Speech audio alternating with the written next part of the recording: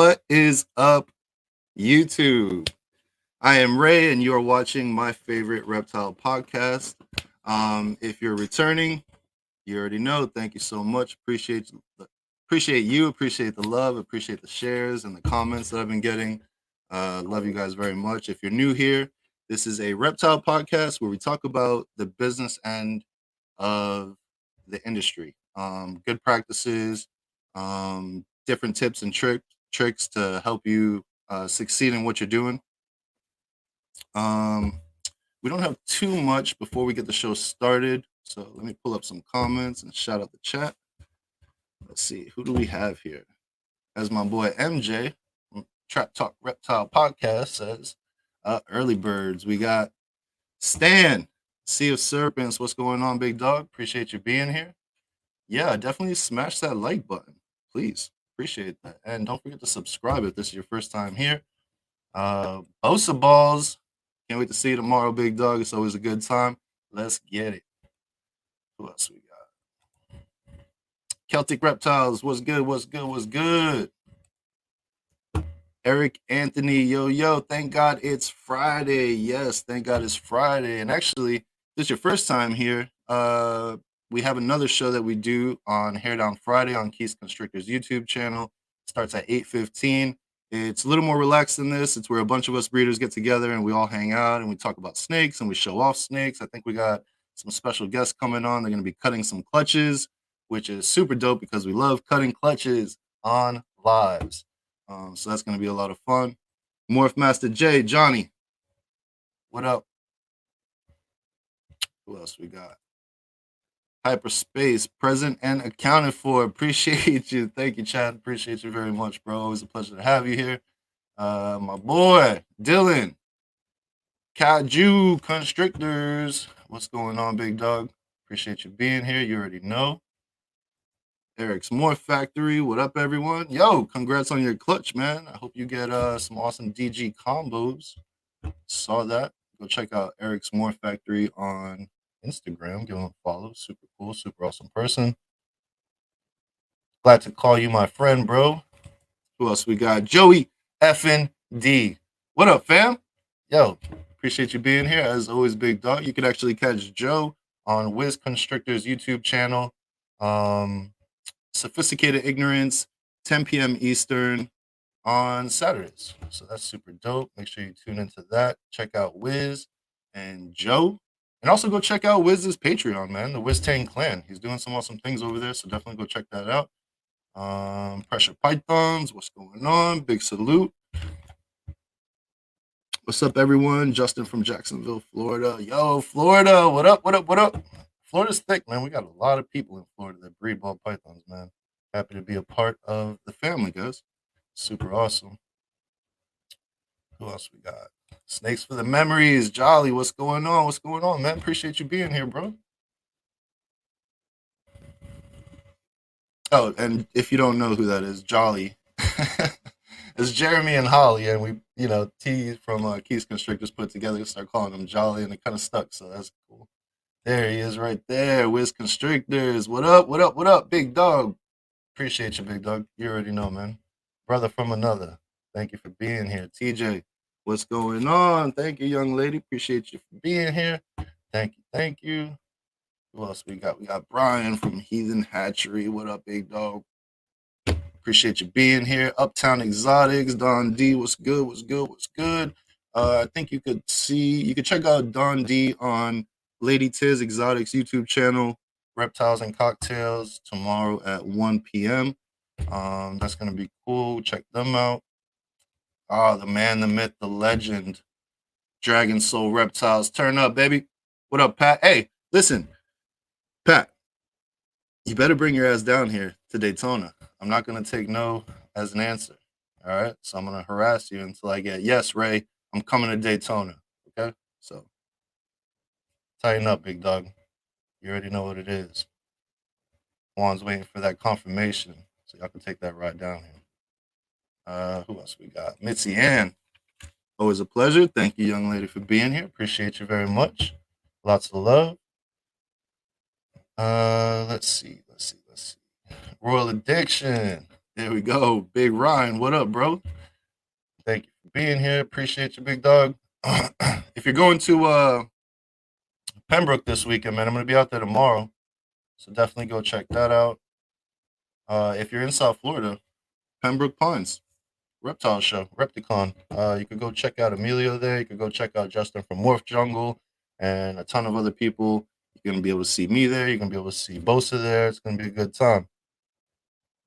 Oh, my brother from another mother. Yep, Machete. I like that. I like people calling me Machete. That's cool, man. Well, not everybody, but select few. Keys Constrictors. Go check them out on YouTube tonight at 8:15 p.m. Eastern. That's the one I was telling you about here down Fridays. It's gonna be a good time. We're gonna have some awesome stuff going on there tonight, so definitely check that out. Let's see who else we got. All right, I think that's it. All right, that's it. So we have Matt here from Ring Reptiles, and I'm super excited to have Matt here. He is really awesome. You're gonna have a great time. You're gonna learn a bunch of stuff. He has a lot of experience in a short amount of time, and it's gonna be awesome to get insight as to how he handles everything and how he manages all his stuff. He does shows. He has a huge collection. He has beautiful animals, awesome projects. It's gonna be a good time. So what I'm gonna do now is, oh, and one more thing. If you're new here, we do a giveaway at the end of the show, every show. So we're gonna be giving away a T-shirt from my favorite reptile podcast. There it is, right there. But also, Matt from Ring Reptiles said that he is going to be doing two giveaways. He's going to do two $100 credits to his store, which I think he said there's like a 2-year time limit on that. So if you see him at a show, you can spend it there. You can check out his MorphMarket, spend it there, whatever you want to do. So stay tuned for that. We'll do that towards the end of the show. Matt is my effing homie. Hell yeah, Matt's super cool, man. He's gonna be on Hair Down. He's gonna show off some animals tonight. Super excited to see that. You won't see the animals here, but you'll hear about the animals here, and then you'll be able to see them on Hair Down Friday. So definitely want to make sure you are there after this show. Who else we got? Musical Pythons, what's going on? Appreciate you for being here. Thank you very much. It means a lot. All right, guys. Enough of me blabbering. Let's hit that intro video and we'll pull Matt out and get to business. Where is it? Okay, here we go.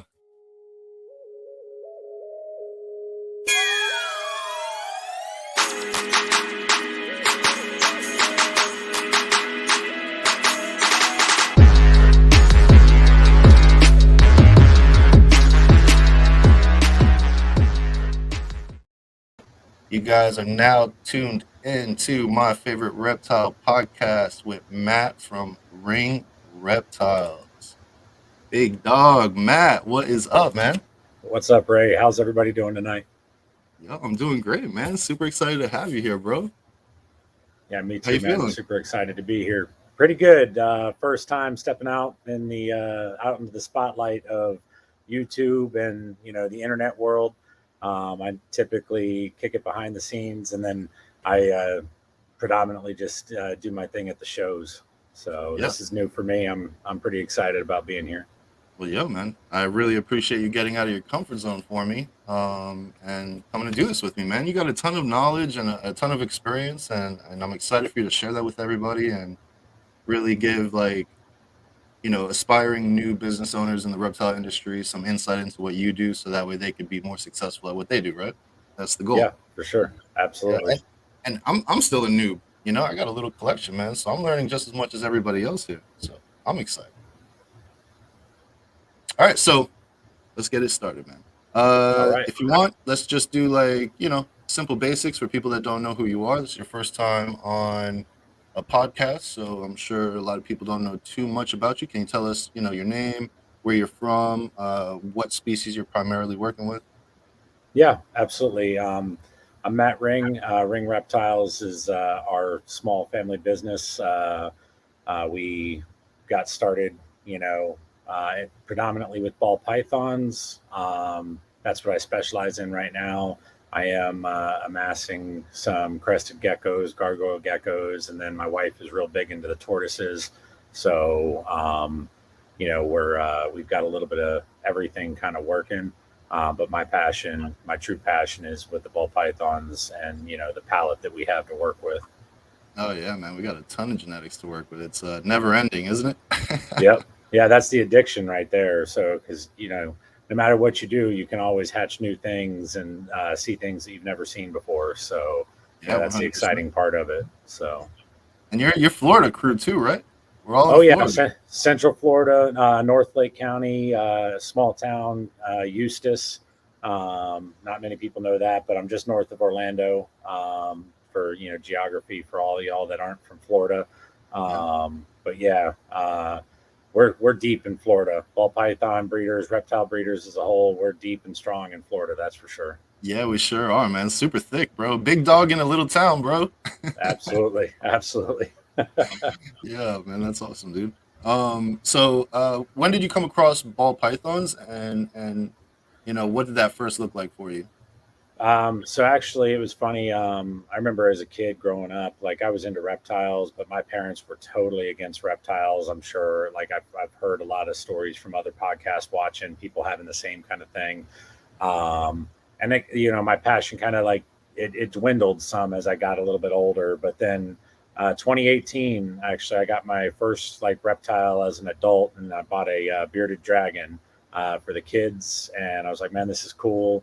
And then, of course, that leads you into going into like the pet stores and talking to people and learning about animals. And then I see these ball pythons, and I was like, man, that's cool. It was so December of 2018, I picked up my first ball python. It was a pastel pied female. Nice. Um, and then it just the burners got turned on pretty quick after that. I'd never been to a show, didn't even know that reptile shows existed.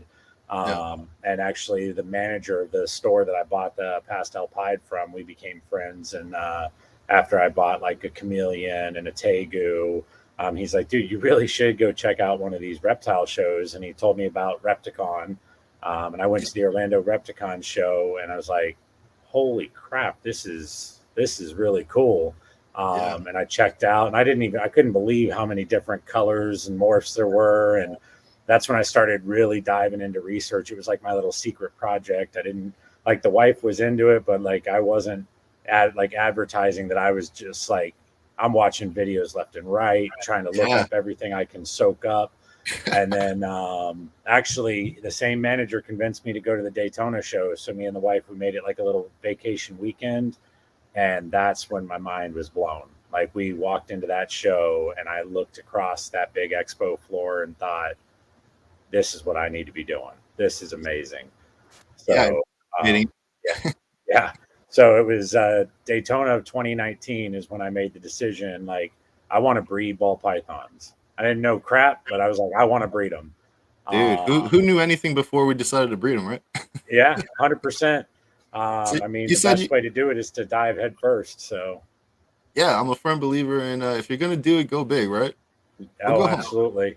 Yeah. Yep. So you said you So, started doing some it was out there with you and your wife, and you guys were kind of collecting animals and stuff, but you said you were diving in on the research like really heavy. So like yep. who were some of like the first people that you came across where you were like really um you know uh, pulled in by their content? Who Yeah. were you learning from? Who did you research and you were like, yeah, that's the So one. yeah, when I started looking into it, of course, Kabilka popped up. Hey, Jason, what's up, man?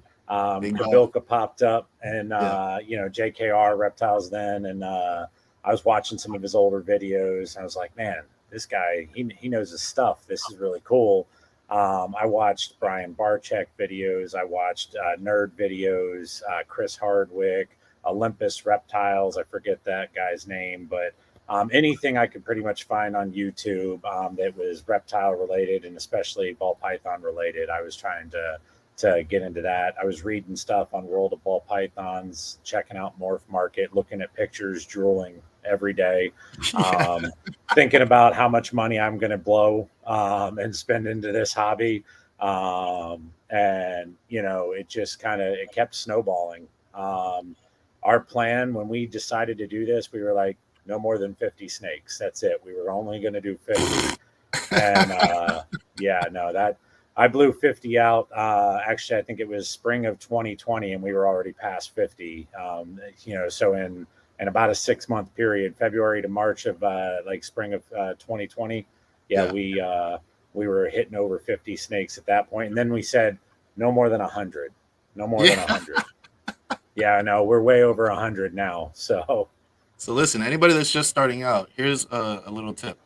Never put a cap on the amount of animals that you're gonna have because yep. it's just a waste of time to even think like that. Yeah, it's a rule, so it can be bent, right? We bend it, and we just change the cap. That's all. Yeah. So Oh, we're gonna do stretch it. 50. We're gonna do 100. We're gonna do, Yeah, just 150, two right. fifty. Yeah. Yeah. No, after 100, I didn't put a cap on it anymore. I'm like, well, we're just gonna go till we're out of space at this point. So There you go. That's the attitude to have. How yeah, much space do we have, and how many can we fit in that right. space? Let's Oh, go. absolutely. That's why I went vertical on my racks too. So Yeah. I'm 6'1", and I got to get on a step stool to get my to be able to look inside the top tubs. Oh So yeah, man. Listen, that vertical space is valuable. 100%. Yeah, yeah. So step stool it is. I mean, I'm 6'5", and I'm if I can't reach it, I'll get a step stool. I don't care. Oh, absolutely. So when you started like researching and you were going heavy into learning about it and seeing all the different things, what was like a combo that like you just like your heart started to like bleed for, you know? To be honest, I've always been down with pieds. Pieds just kind of drew me in. It was the first, like I said, the first snake I got was a pied. And I think the first time I saw an orange dream yellow belly pied, I was just in love because, nothing better than bright oranges and that white contrast hitting. And then hypos really did it for me. My wife, it was xanthic. She was all about black and white, but Yeah. for me, like especially like GHI and cinnamon and hypo, Mhm. you're getting a nice like grayish blue color on across the snake, and I mean to me, there's nothing better than that. So that's kind of what drew me in was the pieds and the hypos. But Dude, we pies and definitely picked hypos. up xanthics pretty quick, though. Let me tell you. Listen, salute to your wife, man. She got good taste. Yeah, for sure. Expensive, but good, right? Yes. Yeah. Yeah. Absolutely. That's awesome, man. So, okay, so you got in 2018, 2020, you started going a little crazy. Yep. When did you decide, hey, we're just gonna, like I know you said like we're gonna do this when you were at the Daytona show, right? Yep. Um, but like, did you start immediately and just make it a business, or when did you really decide I'm gonna make this a business and we're gonna take it like next level serious? So I just like we decided right then and there that make it as a business, but we didn't like LLC it until into 2020. So we started making steps and forming everything into making it a business for ourselves, and part of that was really linking up with other breeders to learn from. I started like actually I in Daytona that year. I bought a snake from Steve Casino, Steve's Morphs. Mhm. So we linked up with him pretty quick. Started picking his brain, got behind his tables, like was helping at shows. So he got free labor and I got free internship basically Yeah, that's awesome, to man. help him out at the shows. I met Bob Vu from Bob's Balls pretty quick back then as well. And same thing, Bob immediately took me right in.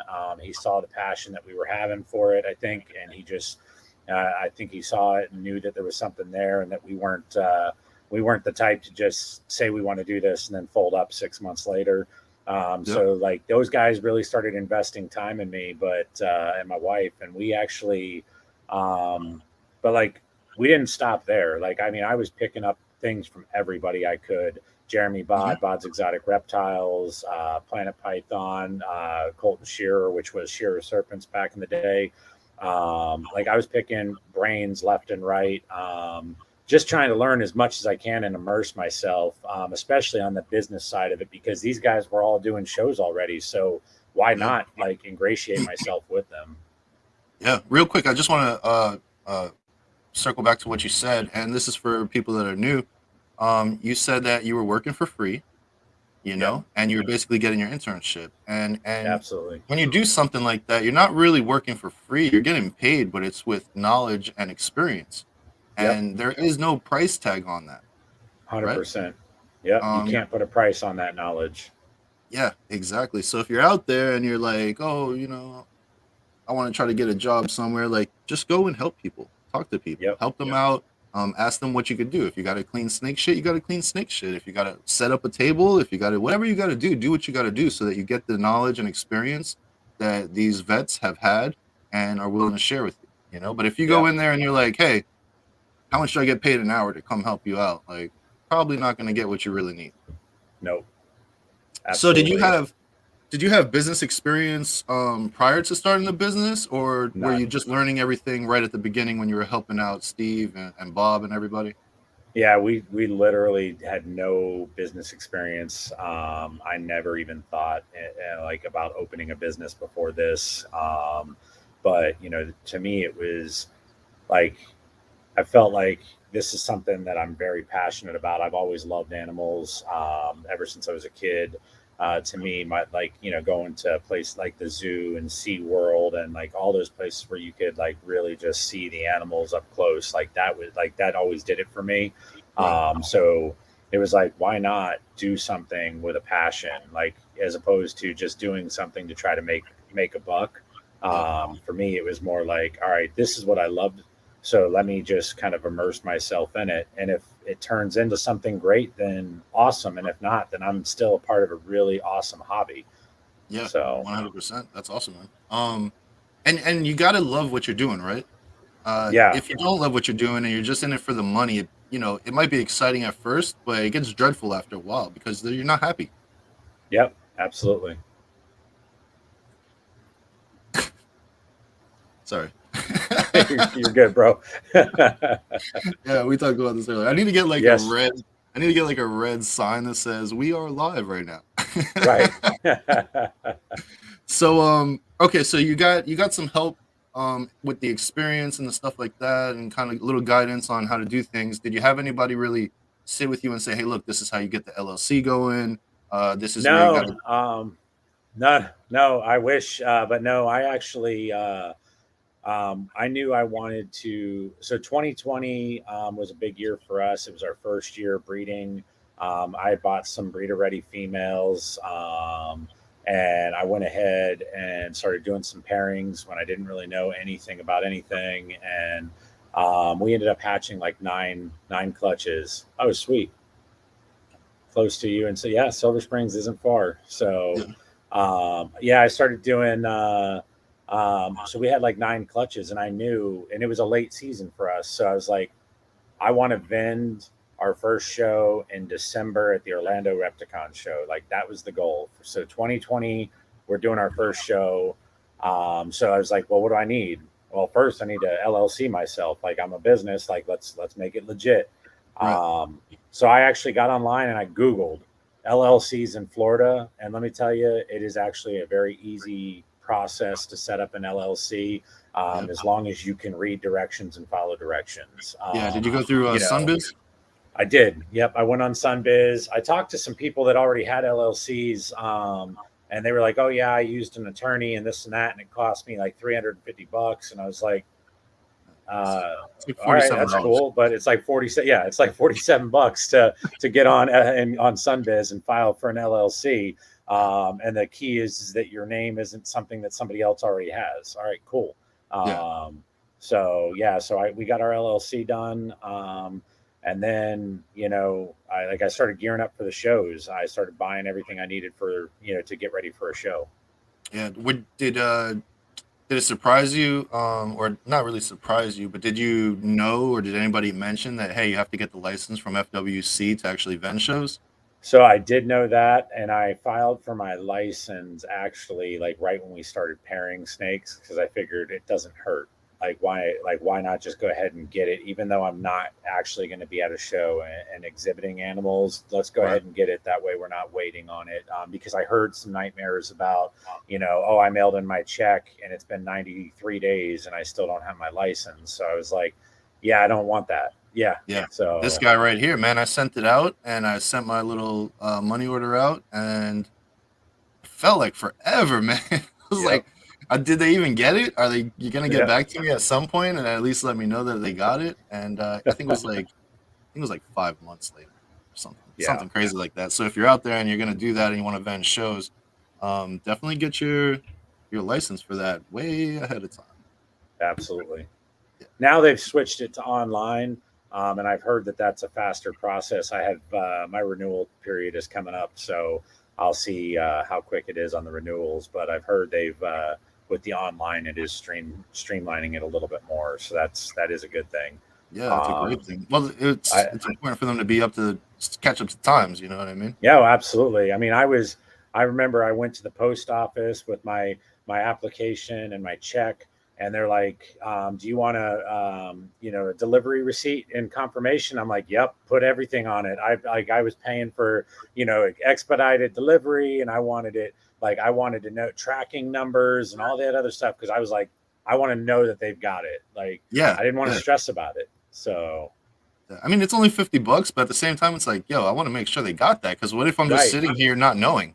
Maybe it yes, got and then lost, and like, 3 months later, I call and maybe I get lucky enough to get in touch with a person on the phone, and then they tell me, "No, we don't have anything from you." Well, so I was like, I just at least want to know that it was received. It made it to its destination. So oh, here you go. Jolly says it's so easy online, but it did take 6 weeks to get it whew, done. So still a little yeah, timely. yeah, So your name is Matt Ring, right?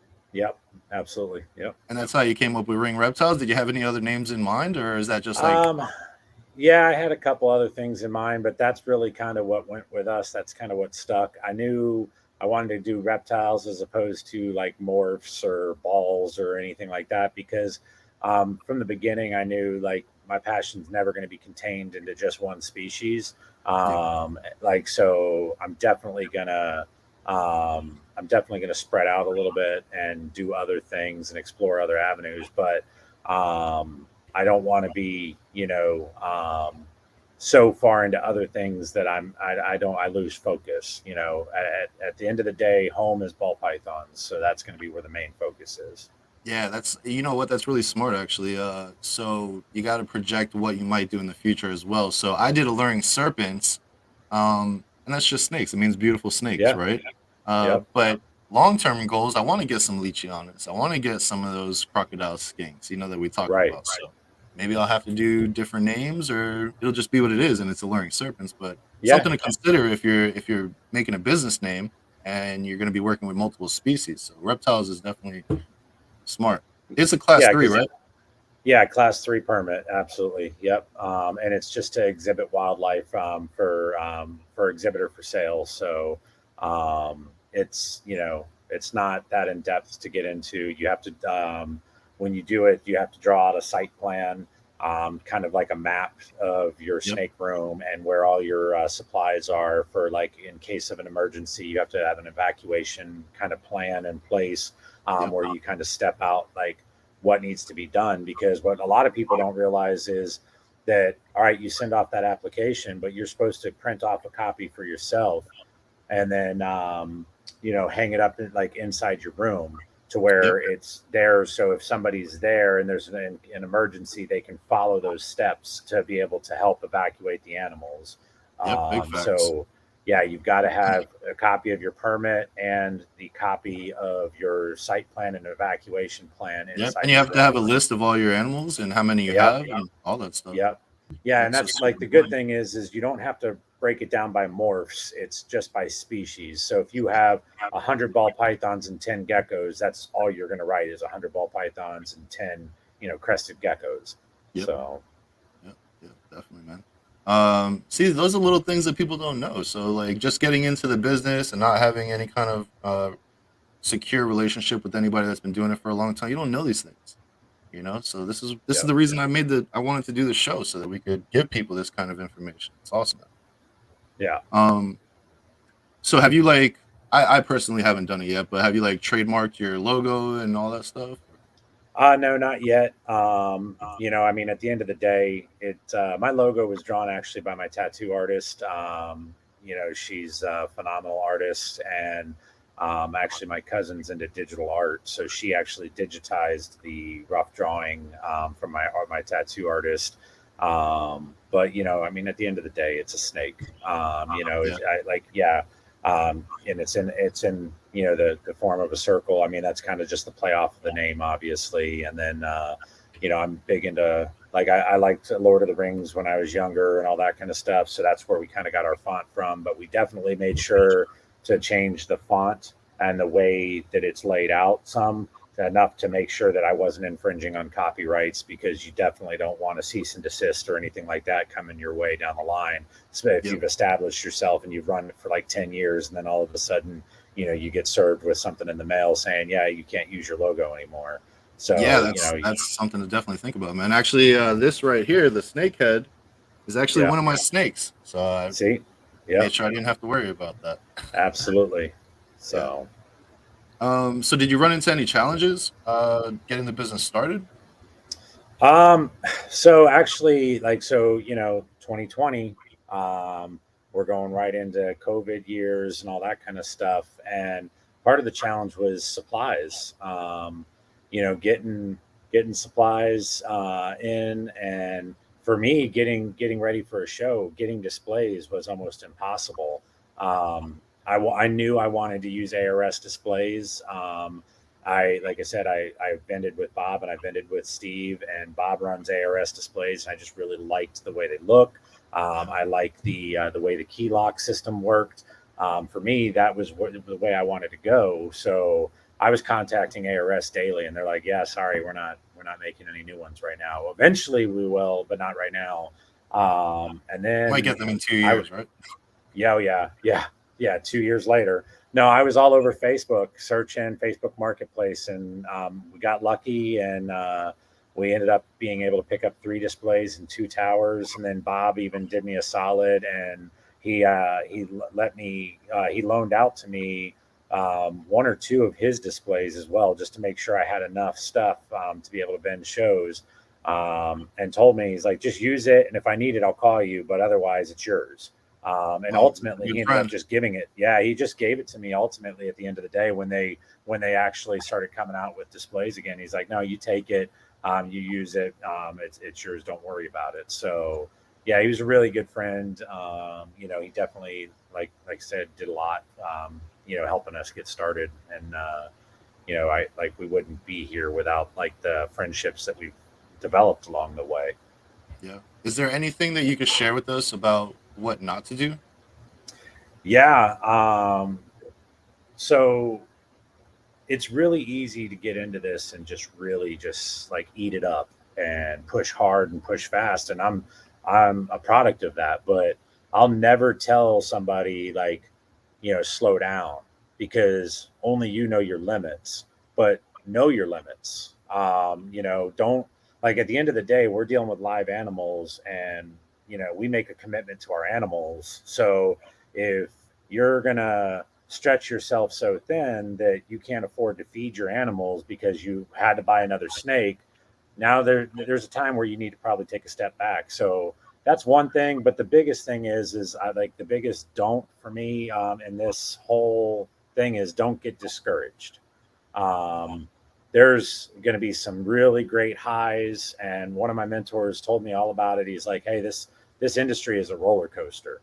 You're going to come out of the gate and you're going to shoot off fast, and you're going to go up on top of a peak because you're feeling it, and then something's going to happen. You're going to get a kinked snake in the egg, or an egg that doesn't hatch, or a clutch of slugs, whatever it is, like, and you're going to drop down into a low.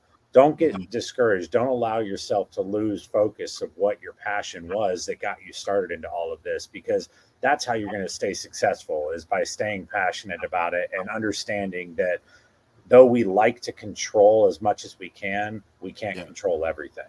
Yeah. Some things are out of our control, and we got to be able to roll with the punches, right? Yep, 100%. Yeah. I mean, you walk that straight line, and you might wobble here and you might wobble there, but keep your eyes focused forward. Yep, absolutely. It's about the destination, like, you got to focus in on where you want to be, and then the path will get you there. You just, sometimes it's bumpier than the other times. So it's all right. You'll Yeah, push for through it. sure, man. I agree with that 100%. So you said you got into pies and hypos. Were those some of your first like bigger purchases? Getting into Yeah, projects? Like what were some of your bigger yeah. projects that you wanted to get into? Um, well, so I knew from the beginning, just because of the two main breeders that I was working with and that I was behind the table with Steve and Bob. I knew that I wanted to have a little bit of everything. I wanted to appeal to everybody at a show because I knew that that's where I was going to be at. I was going to be at the shows, and if I have a table of all exanthics, then what am I appealing to? Only to people that like the exanthics. So, like, I started buying up anything and everything. Like, I was like, oh, I like GHI, and I like some GHI. I when I finally slowed down and took a look at the inventory, I was like, holy crap! I didn't realize I had like 40 animals with GHI in it. Um, Yeah, that's a but lot. yeah, so but it is what it is. Like, but yeah, some of my bigger purchases, clowns, obviously, desert ghosts. My wife actually surprised me the Daytona show in 2020. We went to the show and we were helping out behind tables. We weren't vending like for ourselves. We were just there helping with others. Mhm. And I knew like we brought back like 17 snakes from the show, and I put away all 17, and I'm like, all right, labeling the bins. And back then we weren't in ARS. We were like in the PVC like starter racks, like from Family Reptiles and stuff like that, which are really great racks, but they use Sterilite tubs. And I'm not knocking it. Those things served me well for a long time. Yeah. But that's what we were in. So I'm labeling these tubs, and I'm like, okay, that's 17. And then I look in the box and I'm like, what are these four snakes? And she's like, oh, yeah, yeah, yeah, don't worry about those. And I'm like, what? So I start unbagging them, and it's like, it's Christmas now because now I don't know about them. So Oh I'm yeah. unboxing it, and I'm like, this is a butter inchy desert ghost hypo. Like, what? And then I sex it, and I'm like, it's a, like, you bought a female butter inchy DG hypo? And she's like, yeah, yeah, yeah, just put it in the tub, put it in the tub, And then it's like, wait, this is a chocolate DG hypo male. Like I knew we were investing, but I was like, where did this money come from? And she's like, don't worry about that. Like she's been great, super supportive of, Yeah. my Listen, dreams and her. I've never met your Yeah. wife, man, but I absolutely love her. Yeah. Yeah. So I put away these four snakes that I knew nothing about. And, I thought I was broke coming back. And then I realized how broke I was, after that show, especially after I put away those animals. So, Yeah. And then you were yeah. like, "Hey, I'm not gonna buy anymore." And then like a few months later, you're Oh like, no. "Oh, maybe Yeah. one more." I didn't even say that because the very next show I went to, I think I came home with like 5 or 6 snakes. I mean, it was nonstop. I would go to breeders' houses and we would just go to hang out. We'd Yeah. be drinking beers, and next thing I know, I'm shopping. So So, your first year, you had bought breeders. You said you had 9 clutches. yep, Um, so roughly that's about 50 something snakes. yeah. If we do the whole 6.5 average. Um, did you start vending right away? Like, how did you end up moving some of those snakes that you were producing? So the first clutch that we hatched was actually for during that Daytona show, and I was able to put some in some of the vacant spots on Steve's table then. Oh, really So we nice. were able, like, we sold our first snake at that show. It was just we only moved that one snake, and I was thrilled by it. Like, I was like, holy crap! All right, cool. Like, we're doing this. Yeah, Um, it's happening.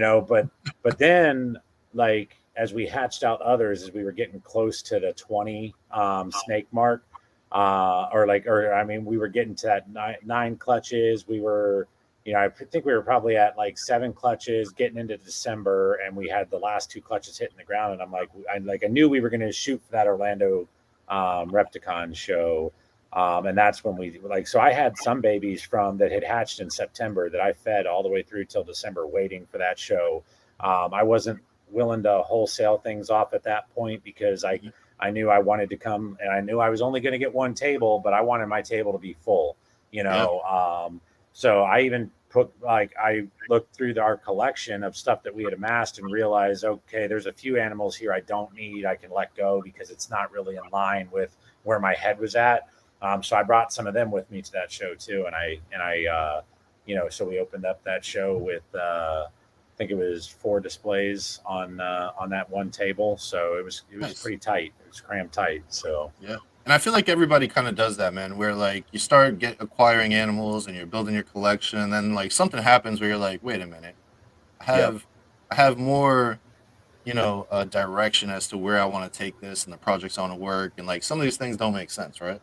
yep, 100%. And Yeah. at the end of the day, like you know, I'm I'm a product of like I definitely feel attachment to my animals. Like I take on the responsibility of caring for you. I see you like multiple times a week. So like I create this attachment.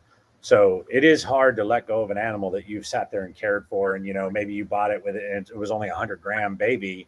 And now I'm getting ready to sell it and it's, an 800, 900-gram, like breeder ready male. And I'm like, but I just don't need you anymore. Yeah. Yeah. But it's a fine line though, because you can't hold everything because you're going to run out of space. And if you're not breeding your rats, even if you're breeding your rats, eventually you're going to run out of the ability to have enough food for all the animals at that point. Yeah, yeah. There's a what is it? A thin line between hoarding and collecting, right? Absolutely. Absolutely. So you had one table, you got 4 displays, you got all the displays filled up. How many snakes did you end up moving for your first show? Our first show, if I remember correctly, we moved about, I think it was like 12 animals total, which I was blown away by. I didn't Yeah, expect that at all. But it was December. We're leading up to Christmas. Like I thought, oh, like people aren't going to have money because they're going to be spending money for Christmas gifts. I didn't even think about the fact that, oh wait, these are the Christmas gifts. yeah, So um, but yeah, so we got like I felt like we hit it right there. Like that was success, our first show, and we came out in the positive, and yeah. we made a profit, and we started making the name for ourselves at the show. Phenomenal, man. So let me ask you this: well, you already had experience because you were helping out Steve and Bob, so you kind of knew Yep, what you were like walking into, vending your own show. But yep, was there any differences between what you expected it to be like on your own compared to what it actually was like on your own? 100%. The biggest difference was I expected it to be just as busy at my table as it was at theirs. I was like, man, like I formed my setup like after them. I got this big, my banner was 8 foot. And so like it's just as big as my one little table. And I'm sitting there thinking, all right, people are going to come, they're going to hang out, we're going to chat it up at the table and all that. And then reality struck. The show opened, people were walking through, and like I got the whizzers and they were just coming by, whoop, whoop, running by the table. And I'm like, hey, slow down. There ain't no way you saw every animal on this table. And they're like, no, we're good. We're good. We're going to go over here to Bob and Steve. And I'm like, crap. Yep. Okay. So like I had to bring myself back down a notch because I was like what I experienced was the pandemonium of the shows. So that's what I expected it to be. But it's Yeah. not going to be like that when you're just starting out because nobody knows you. So people are going to come talk to you, but you also have to be up and ready to engage them and get them to want to talk to you. You can't, you definitely can't be leaning against the banner or like sitting on a chair flipping through Instagram thinking you're going to move animals. Like Yeah. you got to You be got up Bob and and engaging. Steve.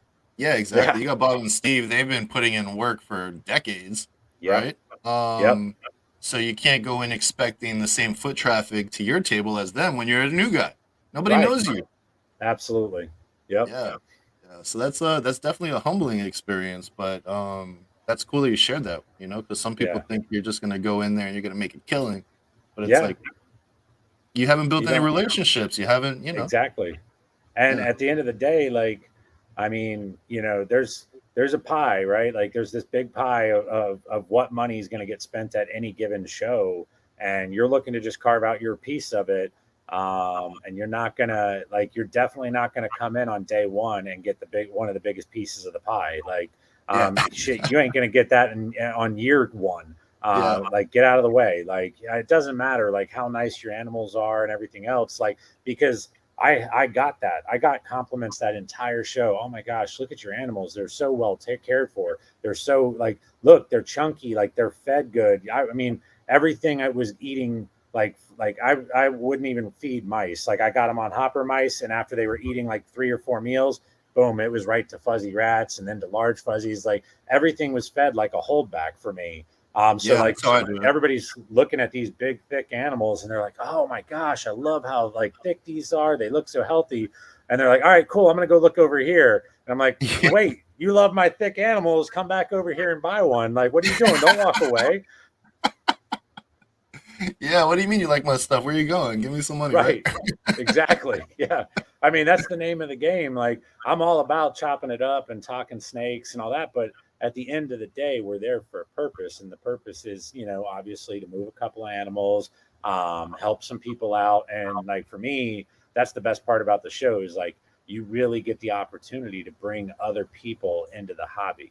I don't know how many times I've had like a kid with their mom, and the mom is like, no way, I'm not into snakes. I'm like, have you ever held one? And they're like, no, I can't. And like, you just work them and get them like to feel comfortable. And I'm like, look, I'm not going to let it hurt you. And then now all of a sudden mom's holding it and she's like, oh, this isn't as bad as I thought. And then now you're talking to them. And the next thing you know, mom's supportive and the kid's like thanking you, high-fiving you off, to the side of the table. And then, but that's also important. Like, then you have to be able to show them like what it takes to care for the animal. It's not like, it doesn't just stop at the sale. Like I give out my cell phone number. It is my personal cell. I do not have a business cell phone for this because I want to be accessible. So I'll leave a show and then I get customers texting me and calling me and asking for advice or, hey, like I'm having this problem. And a lot of times it's husbandry because they're new to it and they're just getting this setup started. But you have to be able to like really cultivate that and talk to them because if they have that first experience and it's a bad experience, then guess what? We've just lost somebody from it. Yeah, they're out, man. Yeah. Yeah, 100%. Now, what's interesting about that is these people don't like snakes, but they're at a reptile show, Correct. right? Yep. So there's an interior desire to want to know more and learn more, Yeah. and it's on us as vendors and breeders to say, "Hey, look, let's pull you out of your comfort zone and show you there's nothing to be afraid of." And now, the process begins where they're like, "Oh, this isn't slimy like I thought it was going to be." Like, no, snakes are Yep. not slimy. Oh yeah. No. No. Yeah. And they're like, oh my goodness, it's like it's actually cooler than I expected. And it's like, well, yeah, they don't generate their own body heat. Yeah, That's right. It is going to be a little cooler to the touch than what you're when you're touching yourself or your child. So yeah. yeah. It's not a Yeah. dog where it's freaking, huffing hot breath on you or anything like Yeah, that. the whole time. Yeah, no, I got 10 of those, so I got you there. So Yeah, that's insane, man. We're gonna get into yeah. that too. um, so listen, man. Let's move forward a little bit. Let's Yeah. let's go into like what's your collection size at now? Uh yeah, I knew you're gonna ask that. Oh So yeah, we're gonna right get into nitty now, gritty stuff now, man. all total babies that are for sale, everything, I'm at 438 ball pythons to date. I'm sorry, what was the number? 438. 438, man. That's a lot. Yep. Oh yeah, Yeah, bud. yeah, Snakes. snakes. You gotta go. Hey, listen, And listen. 89. We're talking about. There you go. Hey, we did talk about that. Give me 1 second. I'll be right back.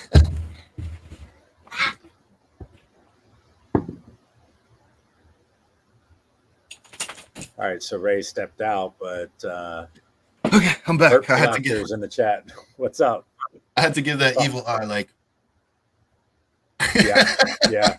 That's I told my kids, hey, dad's not home right now. So like y'all gotta fend for yourselves for a little while. Like, and we'll see how long it lasts. So Yeah, hey, listen, man, your kids are doing great right now. Mine have already came in twice, so I need to it's all put a good, dead, brother. need to put a deadbolt on this thing. But look, this is real life, and we all Absolutely. have families, and we all have kids, and we all are doing Yep. this.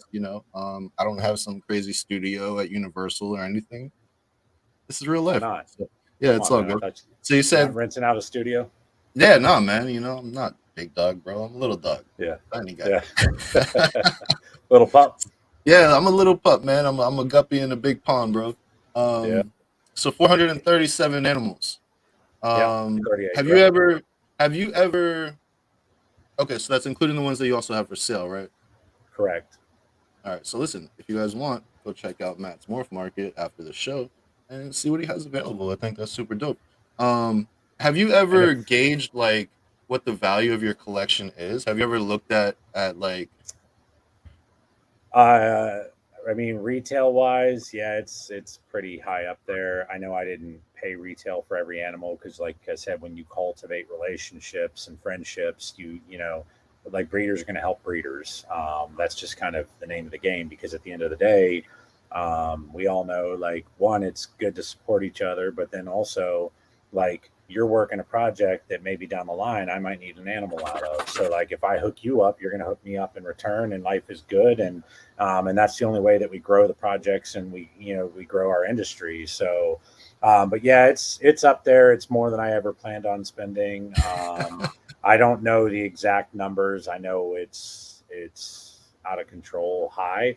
Especially like if you add in all the equipment as well. I mean, I'm at I are you think like high five figures, high low six figures, somewhere in there? I'm in the six-figure range, I would imagine. So Okay. yeah. Now So this I is mean, over I'm time, so don't think that he just came in and was like, yeah. yeah, you know.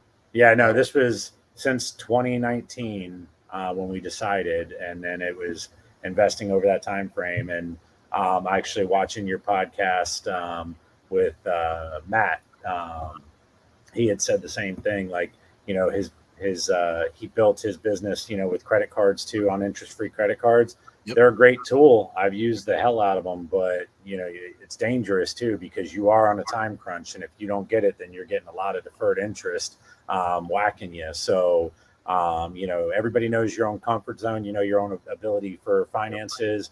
Don't stretch it too thin. That's the biggest advice. But have realistic goals and expectations for your spending.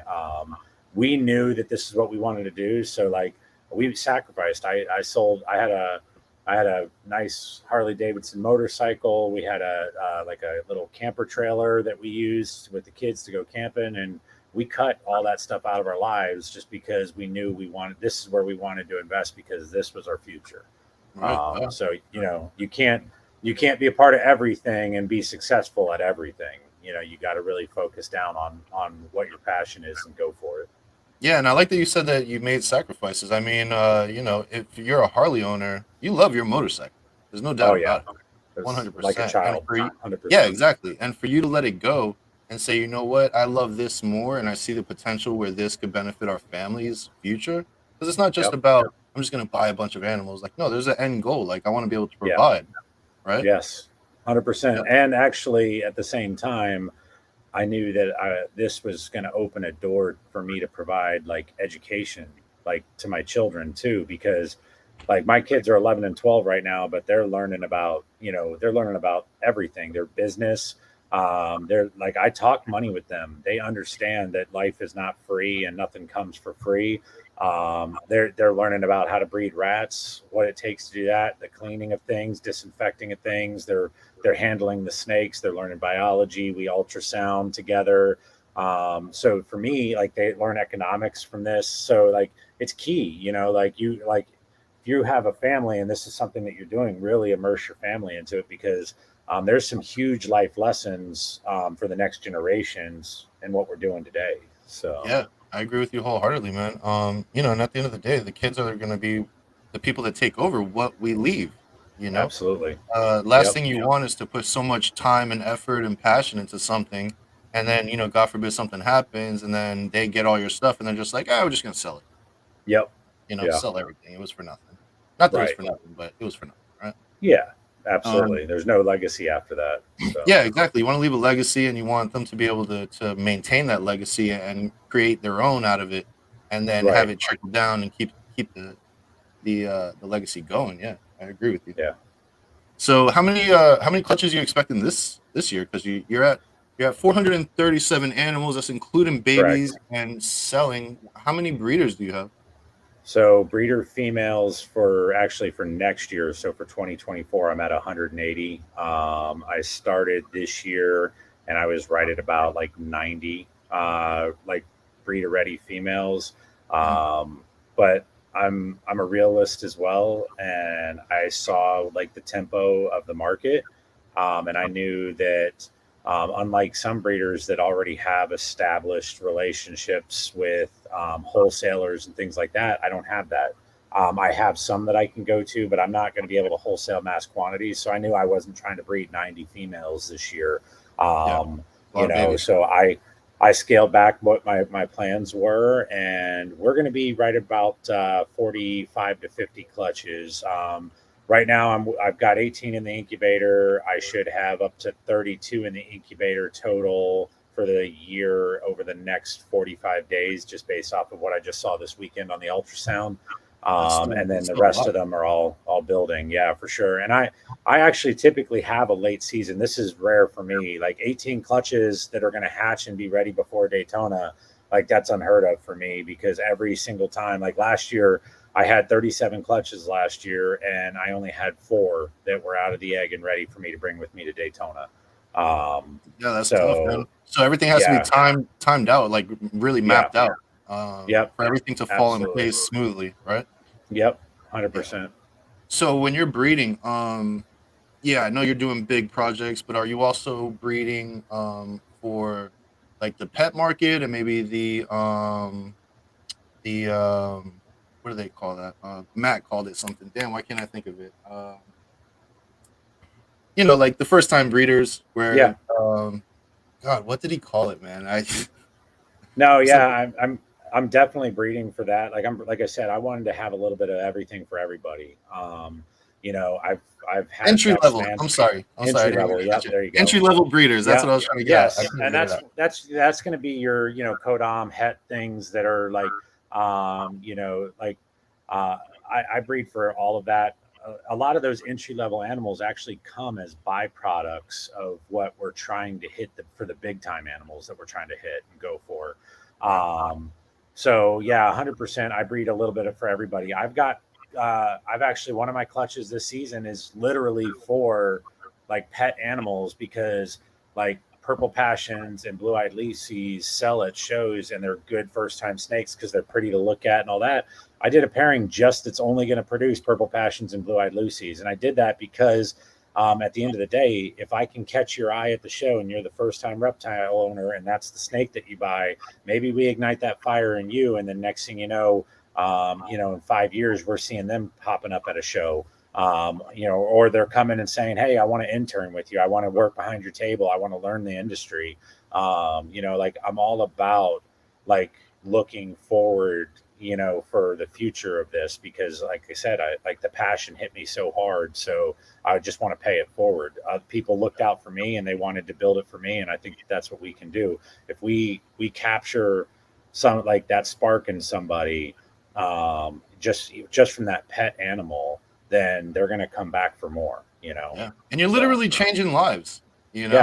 yeah. Yep. If somebody comes to your table and all you have is $5,000 animals, how much impact can you really have on them besides the wow Right. factor of I can't believe it costs that much?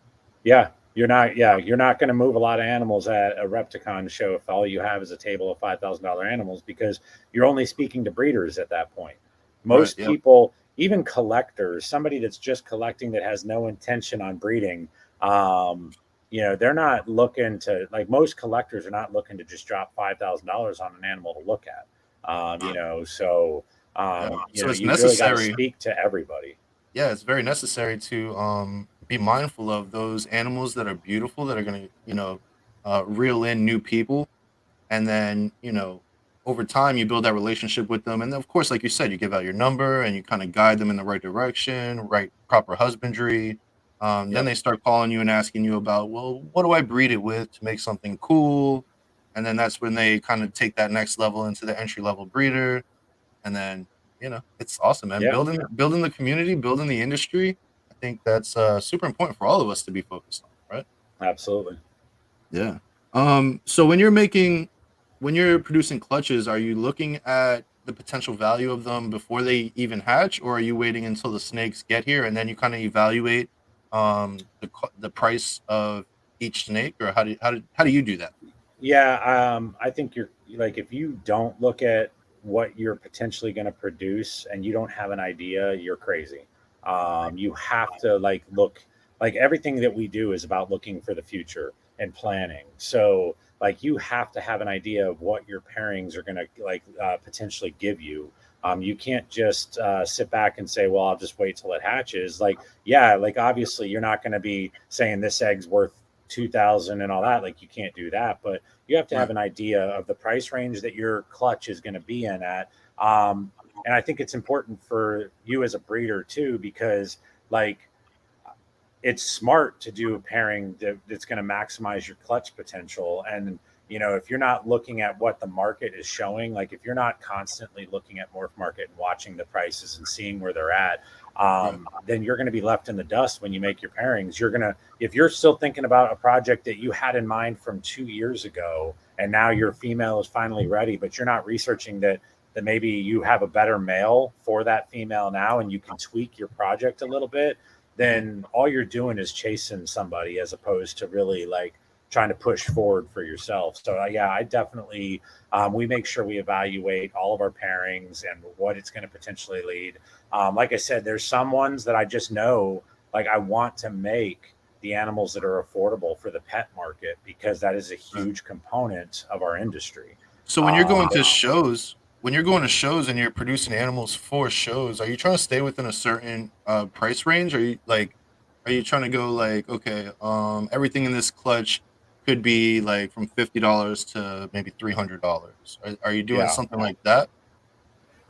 Yes and no. I mean, so depending on your pairings, you might have something that's gonna potentially, if you get lucky on the odds, you're gonna make a $5,000 animal with, but the Right. byproduct, because you didn't get the odds, might only be worth $300. Okay. So, yeah, there's, because there can be such a vast range on those pairings. But I think that you focus on what you like, you focus on your goal, and then and you just pay attention and you tweak things when it's necessary, and you're really going to see that you're reaching a broader market. You're not just focusing in on the $5,000 people or the $300 people. Like I don't ever make a clutch with the intent of saying, okay, in this clutch everything's going to be $50 to $250. That's not how it is. Okay. Like you'll get those animals from your pairings, because not every single snake and not every egg that's in those clutches are going to have bangers in them. Like it's, Right. Yeah.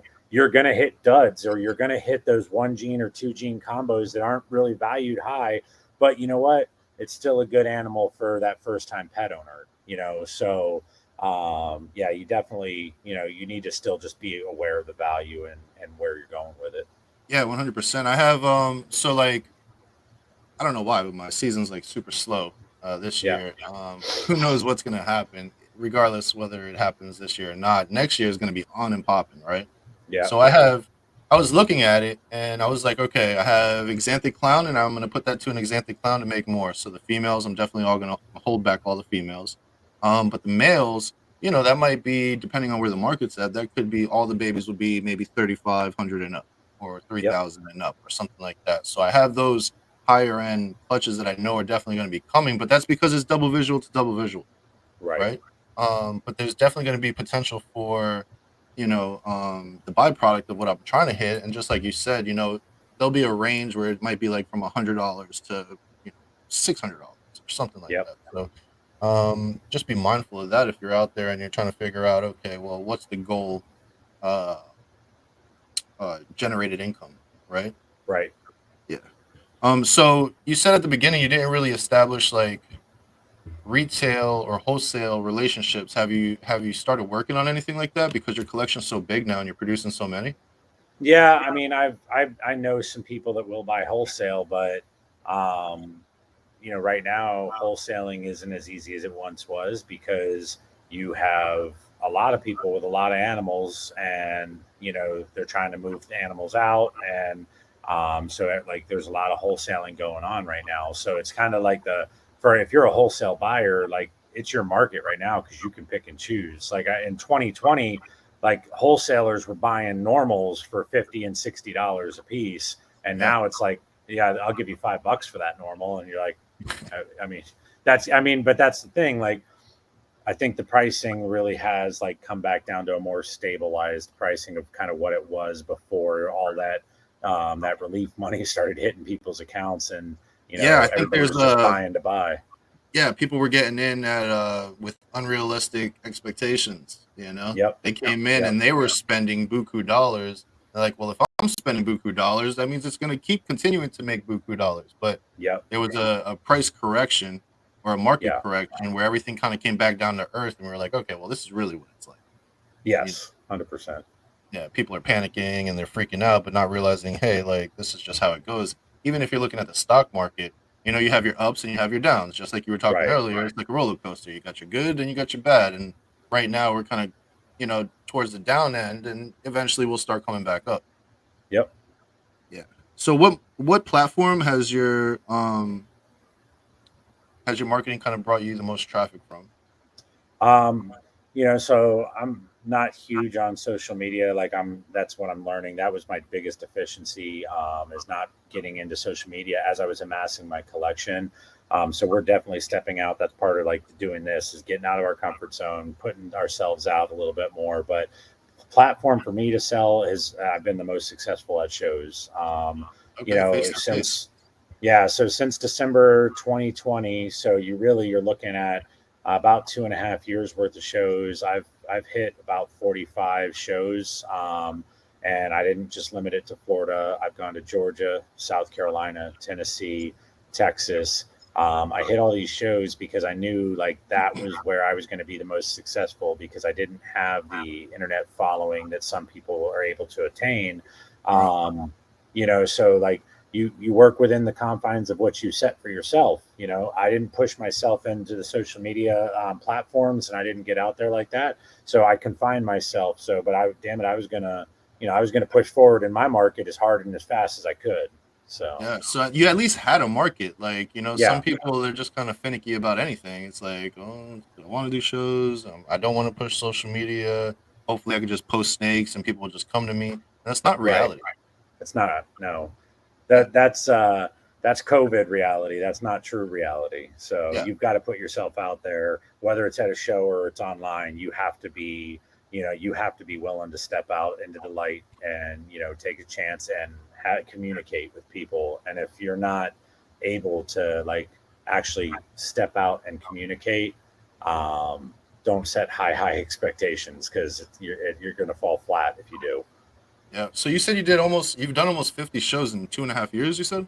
Yeah, yeah, about 45 shows now. Yeah. Okay. So let's kind of dive into that a little bit, right? Because I Okay. feel like that's a lot of shows in a short amount of time. Yeah. Um, have you? Okay, so for one, have you done shows outside of Florida or only Florida? Yeah, You might have outside. Yeah, South Carolina, Tennessee, and Texas. South And Carolina, Tennessee, Georgia. Central. Yeah. Um, so when you're going to a vendor show, out of state, right? Those Yep. expenses start to kind of add up, right? Because you're getting hotel, you got gas, Yeah. then you got the booth and your tables and all this other stuff. Then you got to eat. Do you take your Yep. family with you when you go? To certain shows, I have, yes.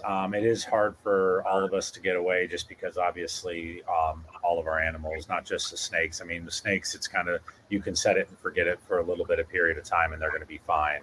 Right. The rats, obviously, are a nightly thing. We check on them all the time for flooding and make sure they have food and all that kind of stuff. So getting away is a little difficult for all of us, but I have taken them. To some of the overnight shows within the state. My wife has traveled with me to Texas and to Georgia for shows. And then I've reached out actually to some, like one of my mentors, I reached out to him and he's gone to a few of the out of state shows with me just so I had somebody to go with. And I linked up with another breeder actually out of Florida, Nick Markham from TBM Reptiles. And like I met him through Bob and, him and I became friends pretty good and quick. So we started doing shows together. So when we're traveling to these out of state shows, I did Louisiana too. When we're traveling to these out of state shows, we decided we would travel in the same vehicle because now we're splitting expenses. We're sharing hotel, we're sharing gas, and we're sharing like a rental car because, neither one of us wanted to drive big trucks that are sucking down gas when the gas prices were through the roof. So, Yeah, I know all about that. I drive a Suburban. It's not fun. yeah, yeah, no, So, gas goes so up. Yeah, exactly. So let me ask you this, man. So just like roughly, what do you think like the average is to vend a show out of state for you? I would say it really depends on the actual city location that it's in, but I've noticed that the average is somewhere between $1,500 to $2,000 to go out of state, and that's including the hotel expense, the table cost, the gas, food, rental car, and just other little incidentals that pop up along the way. Your checklists before you go to shows are super important. Make sure you check and make sure you have all your stuff, because if you don't, if it's something simple like lighting, cool, you're going to go buy new lights. Like, so now you're going to have backup lighting to your lighting, but that's an expense that you weren't planning on incurring, So, What are um, some things that you think people overlook that they should be mindful of bringing to shows? tablecloths. I've noticed actually there was quite a few shows where I saw first time vendors that were like, "What do you mean? Yeah, you guys don't? They don't provide tablecloths?" So, tablecloths, power strips. Power strips are big. You like if you're going to run lights, you need to have like a big power strip to be able to plug in multiple lighting, cell So you phone need extension chargers, cord too, because they don't provide that extension either. cords. No, they don't. Some of them will provide it for a small cost. You're gonna have to rent it, and you're renting a power strip for like $35, and you could have bought one for 15. Yeah. Yeah. Or you're So scrambling to go to a Walgreens or something to find something. right, absolutely. So So here's something. Actually, I'll get back to what my next question is, but this is a good question right here from Pressure Pythons. How does the licensing go for traveling? So like so you have your Florida permit and your license in Florida, but now you're yep. going over to Louisiana or something like that. How does that work? Do you need special So permitting? each state is different. A lot of states, there's some states that don't require anything. You can just show up and vend. There's other states like South Carolina. You have to have a like a business license within the state, even though you have no like actual true interest in the state because you don't have a business there. You have to have that business license, and you remit taxes to the Department of Revenue on all your sales. For the state of South Carolina, Georgia, you have to have a an out of state Georgia like breeder permit. That's like a $200 cost annually to be able to obtain and hold that. Louisiana, we didn't have to have anything for there. Tennessee, you were supposed to, there was no permitting, but you had to have a CVI, a certificate of veterinary inspection, Okay. basically saying that your animals are healthy. And let me tell you what, finding an exotic vet that is going to sign off on your collection, like of what you're bringing, is pretty difficult because you're basically going to have to pack up your animals like you're going to a show and bring them, and then they're going to look at them, and then they're going to charge you accordingly. Like the cheapest I found was a vet that was going to do my entire collection for like $300. And I'm like, $300 just for me to go to an unknown, like to a show.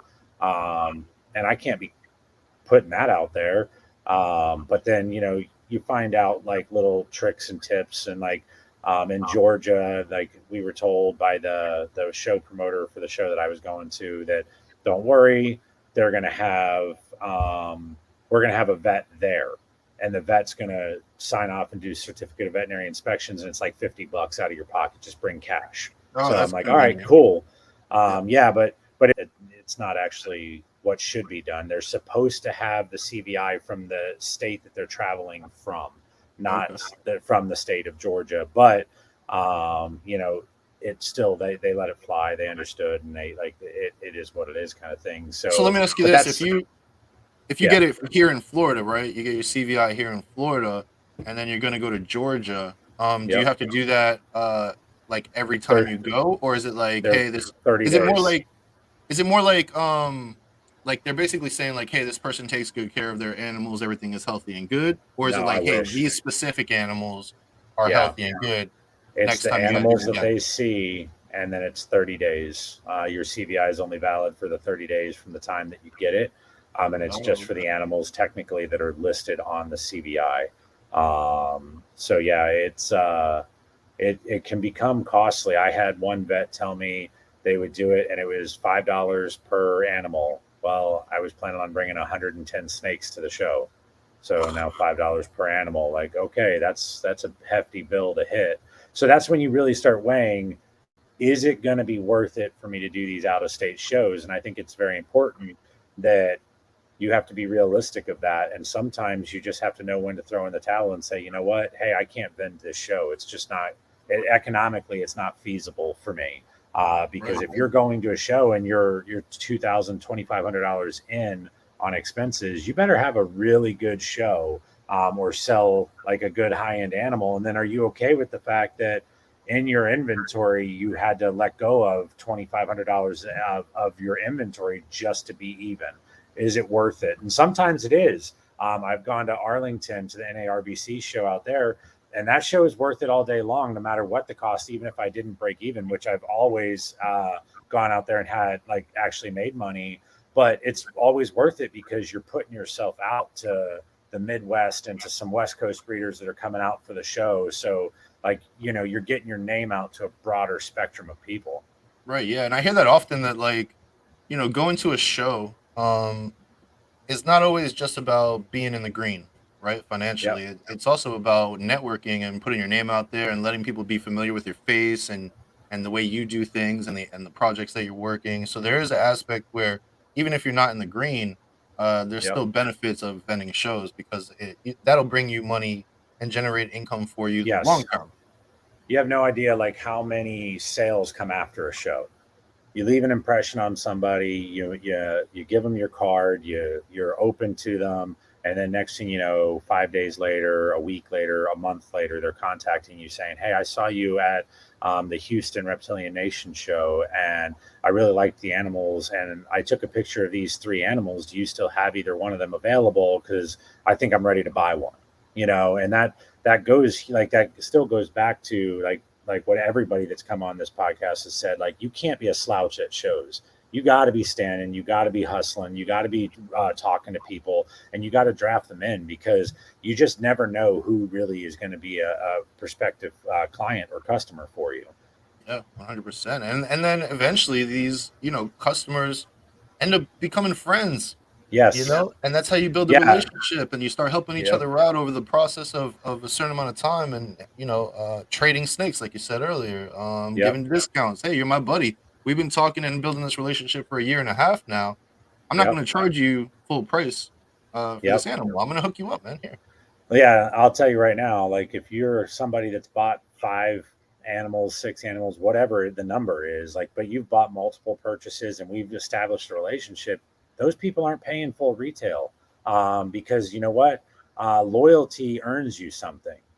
So at the end of the day, when people are loyal to you and they want to come back to you because they trust you and they trust your product, you feel okay with cutting those breaks and helping somebody out even more than what you probably would at a show, because you know it's like, just like this podcast, you start developing that family mentality where it's like, I just want to see you succeed. So here, man, if this is going to help you, just pay me this and we'll just call it a day. Like, we're good. Yeah. So Or like, hey, that's man, I big. got I got some genetics that you don't have in this project. You got Let's some genetics that I don't have in that project. Let's Yep. chop it up. Little Yep, Let's see trade what it we and get and call it a chop it up. day. Or yeah, absolutely. Yeah. So have you always financially have you always been in the green from all the shows that you've done, or have you ever? So I will say this, about that. I have always made back a minimum of my expenses. Okay. So on most shows, I've been in the green 100%. But it ain't no lie, not every show is going to be a winner. There was, like, I can think of one show in particular. It was a new show in the area. And, there really wasn't a whole lot of, advertising that I saw. So it didn't get a lot of people through the door.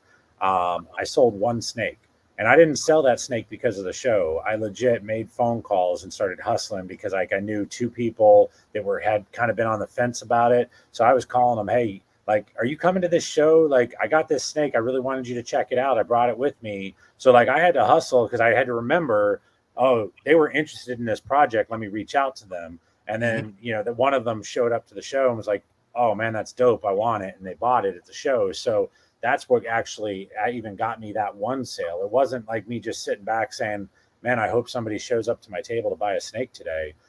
Sometimes it's not going to be that way. Like realistically, that's where it goes back to like communicating with people and learning what they're into and remembering those things so you can reach out when you have it.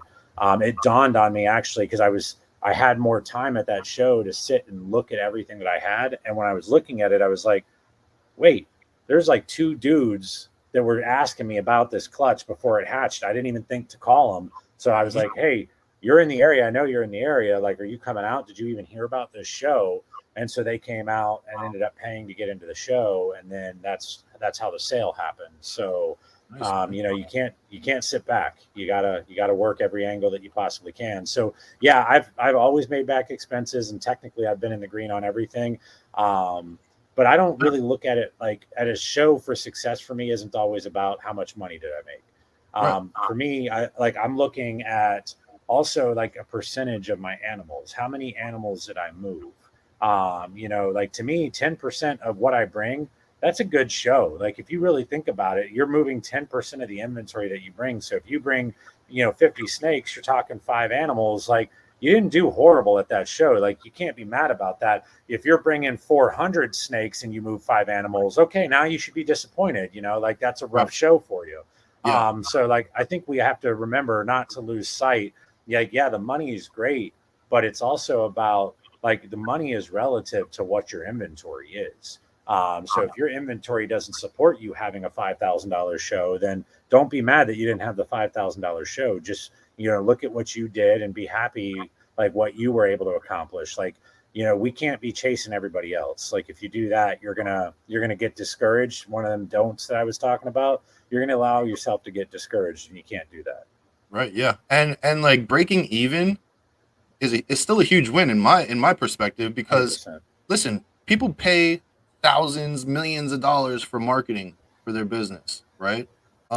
Everything that you do where you're putting yourself out there and you're introducing yourself to new potential customers, new potential friends, Yep. maybe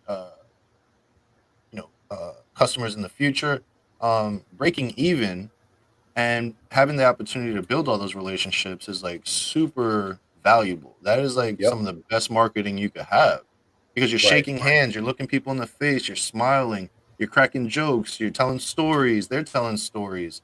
And that's really what building relationships is all about. Yeah. For sure. That actually that slowest show that I had is actually where I actually developed one of my best friendships in the hobby. So if we were busy and we were popping that entire show, maybe we wouldn't him and I wouldn't be like as close as we are now. So it is like it's definitely important to look at it for what it is and realize not every show is going to be banging, but you can develop those connections for the future. So Yeah. Yeah, 100%, man. And that's really what makes this so much fun, man, is like I wouldn't know Matt Ring from Ring Reptiles if I wasn't out here putting myself out here. And yep. shout out to Jason, man, because Jason recommended you. He was like, dude, you gotta hit up Matt, man. This guy's awesome. You gotta Yeah, no, give him a call. yeah. Jason, Ancestral Royal Pythons, great dude. I've learned a little bit from him. He's learned a little bit from me. Jason, I just got to make sure, like I put it out there though, man. That since you had to push me to get out of my comfort zone, I hope you're okay with the rat prices going up, bro. Yo, sorry, Jay, but your prices just went up, buddy. Hey, I don't know if this is accurate or not, but Frogman says, was that me, Matt? Uh, what's that? The relationship that you built, that you might have not built if it was busy. No, not you, Frogman. Sorry, bro. Snap. Yeah, yeah. He didn't like that. No. Hey, Jason, $5 a small sound about right? Oh man, that's discount prices. So listen, man, is there any shows that you're looking forward to vend that maybe you haven't yet? Actually, yeah. So like I said, I've done Daytona. It's a phenomenal time. I'll be there this year. I've done Arlington now. I've vended it twice. I'm doing it again in September. I'll do that one every 2 times a year, every year. I'm really looking forward to one day getting out to Tinley, obviously, because I want to experience that fever as a vendor. I'm trying to make it work. I think I'm going to be able to get out there for this fall show. What's it, October? For that October, yeah. Tinley show. So I'm going to go out and experience the madness for myself on the other side of the table. Yeah. But yeah, my goal is to get to the Tinley show. I work full time. I'm a Monday through Friday. I put in more than 40 hours a week at my regular job. So like getting away to do travel to all the shows that I would like to do, Yeah. it's almost impossible. Like I want to do like that Battlefield Expo, the Gettysburg show, Yep. but I don't want to just travel up there, wham bam, and I'm up for the show and I'm out. Like I want to go to these places and maybe get up a day early and maybe stay one extra day, just to really kind of like actually have some fun too and experience it outside of the show. Because once that show starts and the fever begins, man, like you're locked in that tunnel and you don't even come up for daylight. Like a lot of times, I'm strolling out of the show and the sun's starting to set and you're like, all right, now what do we do? And it's, oh, we're going to the auction or we're going with Bob for after party time and all that kind of stuff. And it gets a little wild. So, Yeah. Last year was my yeah, first Daytona, man, and yeah. in my mind, I had it all like mapped out, right? Like, oh, I'm gonna walk the boot. I'm gonna meet up with Keys, right? T Keys and Keisha from Oh, Keys yeah. Constrictors. Met up with them, and then in my head, I was like, oh yeah, we're gonna walk around. We're gonna look at animals. We're gonna talk to people and all this. And in all honesty, it was like we got there and it was just fucking chaos the whole time, man. It was like talking to people, meeting people, walking around. A couple animals here, a couple animals there. Next thing I know, it's already over. Now we got to go to the auction. We go to the auction. We have some drinks. Like, Yep. dude, I was fucking beat by like 9 Yep. p.m. Oh, 100%. I was talking to Mike from Herp Collectors. We were hanging out at the table, we were having some drinks together, and I was like, "Yo, Mike, man, I can't even stay awake anymore, bro. I gotta go. Yeah. I gotta go to bed." And then Sunday came, and Sunday was a little more calm, and I was able to see some more animals and stuff like that. But now I had already started building friendships where I was meeting people face to face that I hadn't met in person before. So Sunday was also one of those days where it was like, "Hey, man, let's hang out. Let's do this. Let's walk together. Let's talk. Shoot the shit, whatever." Yeah. Um, yeah, it was really good, man. But yeah, you wish you had more time. Yeah. It's 100%. like there's never enough.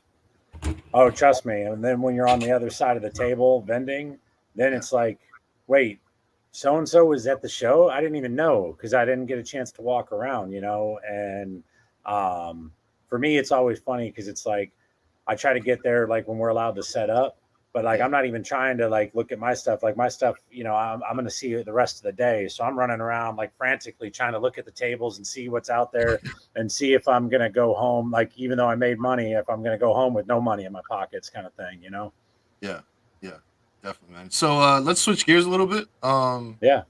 Let's talk about some snakes, man. Like how many different recessives are you working with?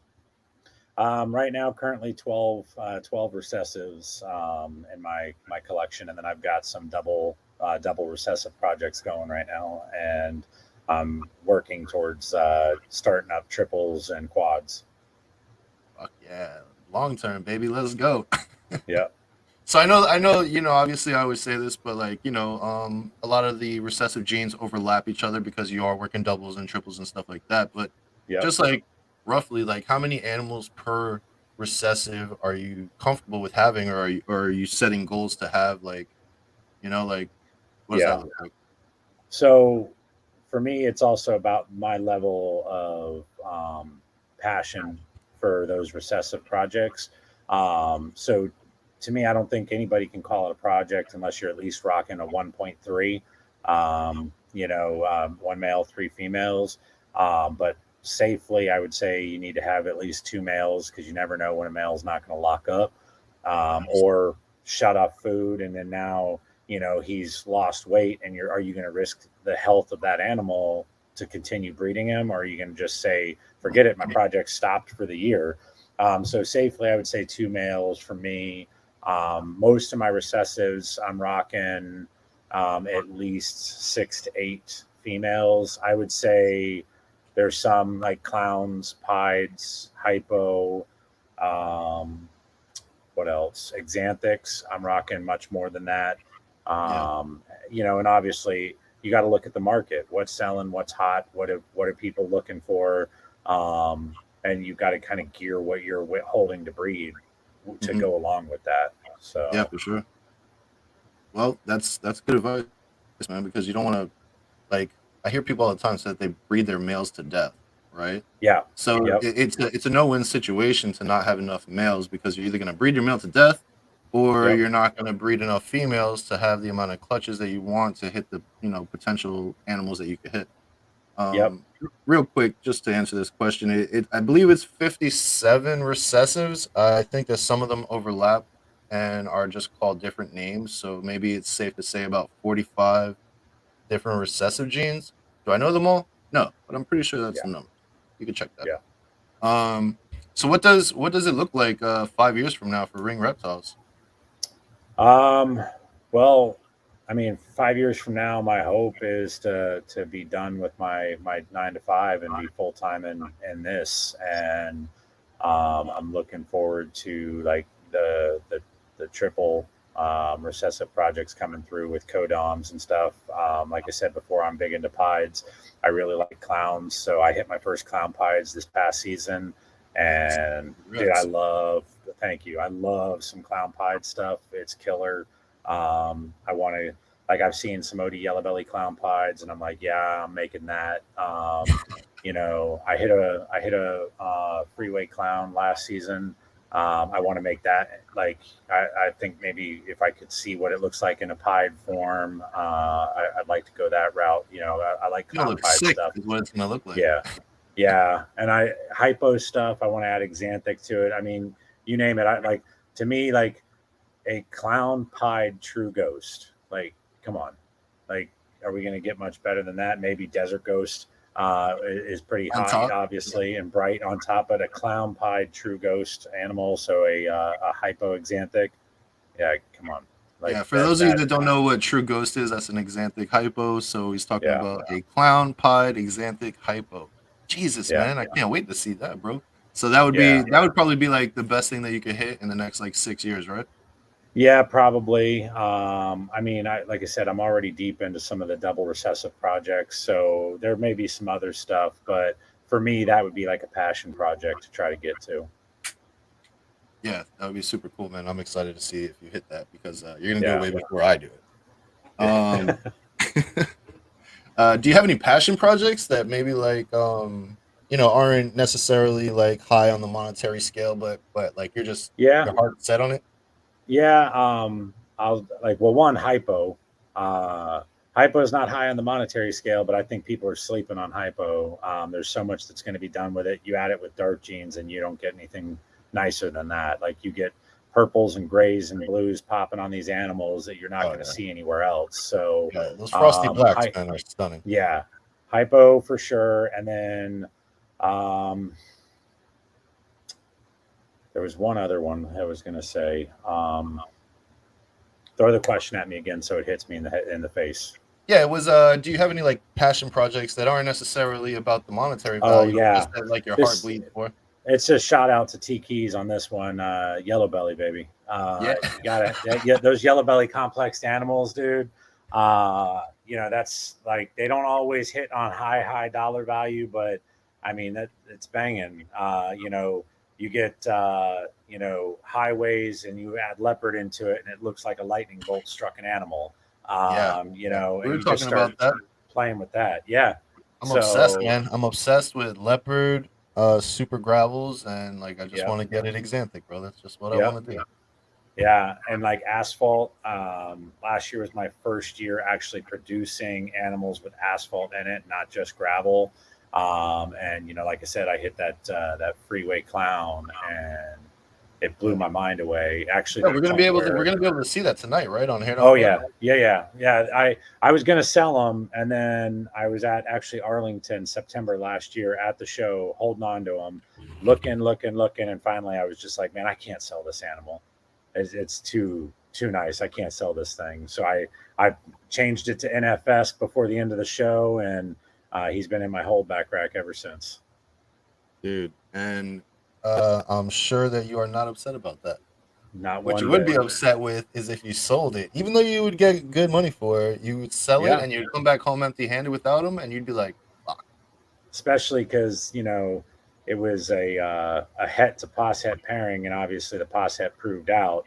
And that was the only visual clown out of that entire like 7 clutch animal, or 7 egg clutch. So Yeah, yeah, that was yeah, phenomenal, man. Yeah, and the fact that it proved out, man, that's super awesome. No yeah, longer a plus hat, man. That's a het. no, that's 100% het now. Yeah. Let's see, man. Are there, like, I know every gene has its potential for greatness, Yep. right? But are there any genes that you look to stay away from for any reasons? Like besides the Um, obvious, like caramel albino, obviously, like that's not a good idea, right? yeah, I'm not into that. Spider, everybody's like, oh no, it's spider. I've heard people on your show even say it too, and anybody that vends a show knows.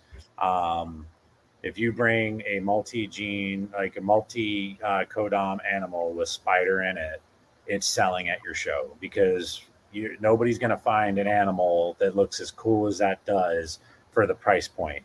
But I think that we need to be cautious about doing it and Right. be responsible. And if the animal is like over the top with the corkscrewing and the wobbling, then that's not an animal you should be selling off to the public. Right. But I don't work heavily in that. I do have some spider females. I will breed some here and there, but that's definitely not a focus for me. And then the other one, actually, I have an animal, and she's amazing, is the desert gene.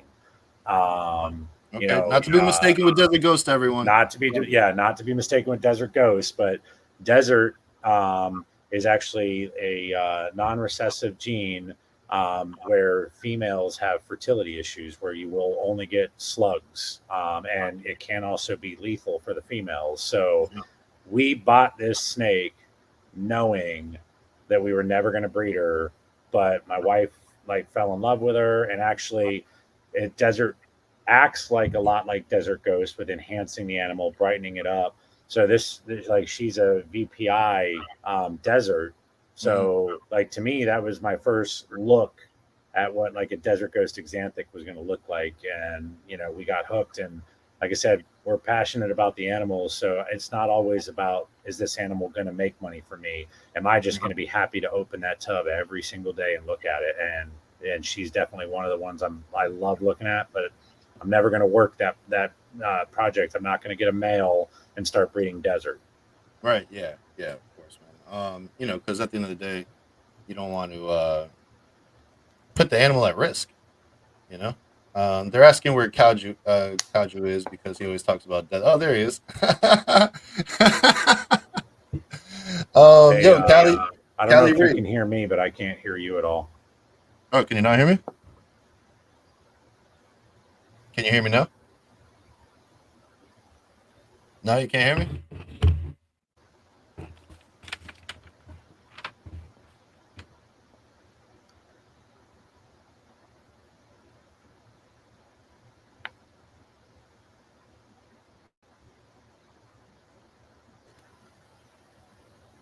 says everything's Okay, connected, can you hear me? but I can't hear a thing. Can you hear me now? Hang on, let me see if I can log in on my iPad. Maybe that'll be work better. Oh, Bosa says he can hear me. Jamie says he can hear me. I can hear you. Might be your earphones, your Yeah, earplugs. they're connected.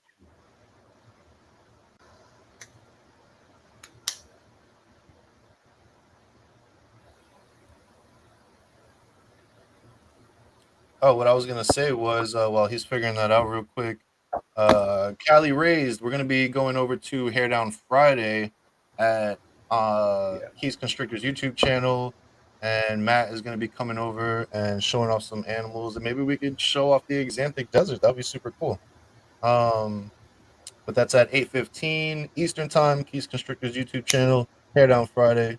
Come check us out, where Matt will definitely be showing off some animals. Hey Ray, Uh, I can hear you a little bit, but it was kind of choppy. oh, okay. Can you hear me now? Yeah, it's still a little choppy, but I can hear you. If you want, you could leave and then just hit the link again and come back, and that should reset everything for you if you want.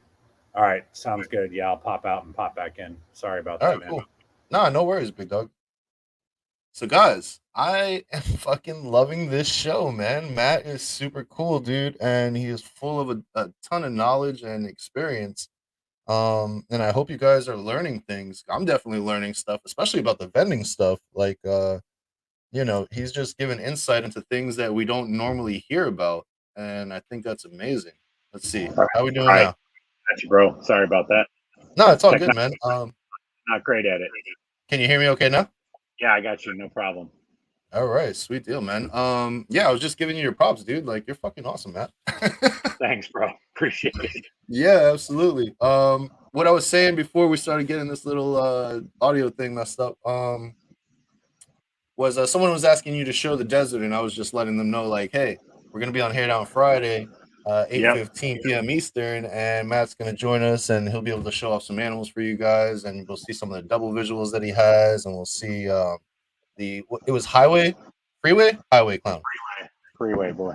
Yeah, you freeway. can't do highway. Freeway is way better in clown. Let me just tell you right now. I love Okay, gravel stuff, but it doesn't even hold a candle to the freeways. So yeah, and freeway is asphalt yellow belly for everyone that doesn't know. yep, yep. All right, very cool, man.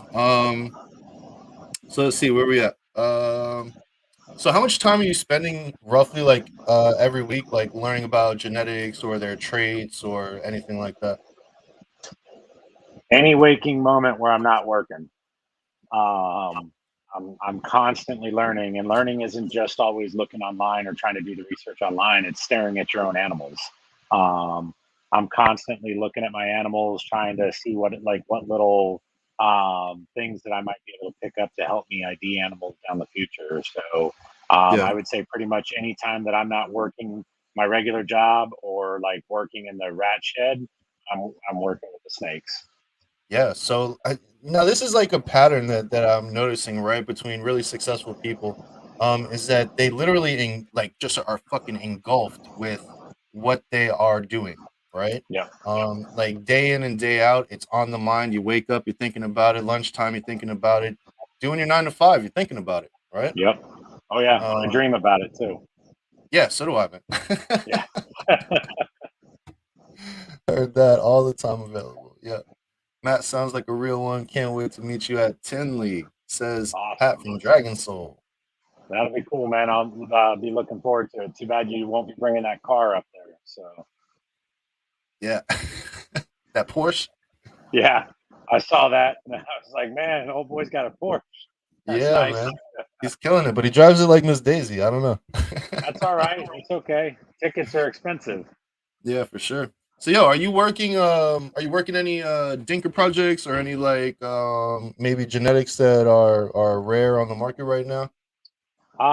Yeah, I got a few things. Like I'm working a little Dinker project. I don't know like what we've got. I know there's something there, but I'm just working it a little bit just to see. I mean, that's a long-term thing. Okay. That's not something that I would release like until I one figure out whether it's a codom and there's a super form or is it a recessive gene and I'm just seeing like the change in the animal because it's got a het going on or what. But yeah, I'm just playing around with it because I think that that really brings us back to the grassroots of this industry.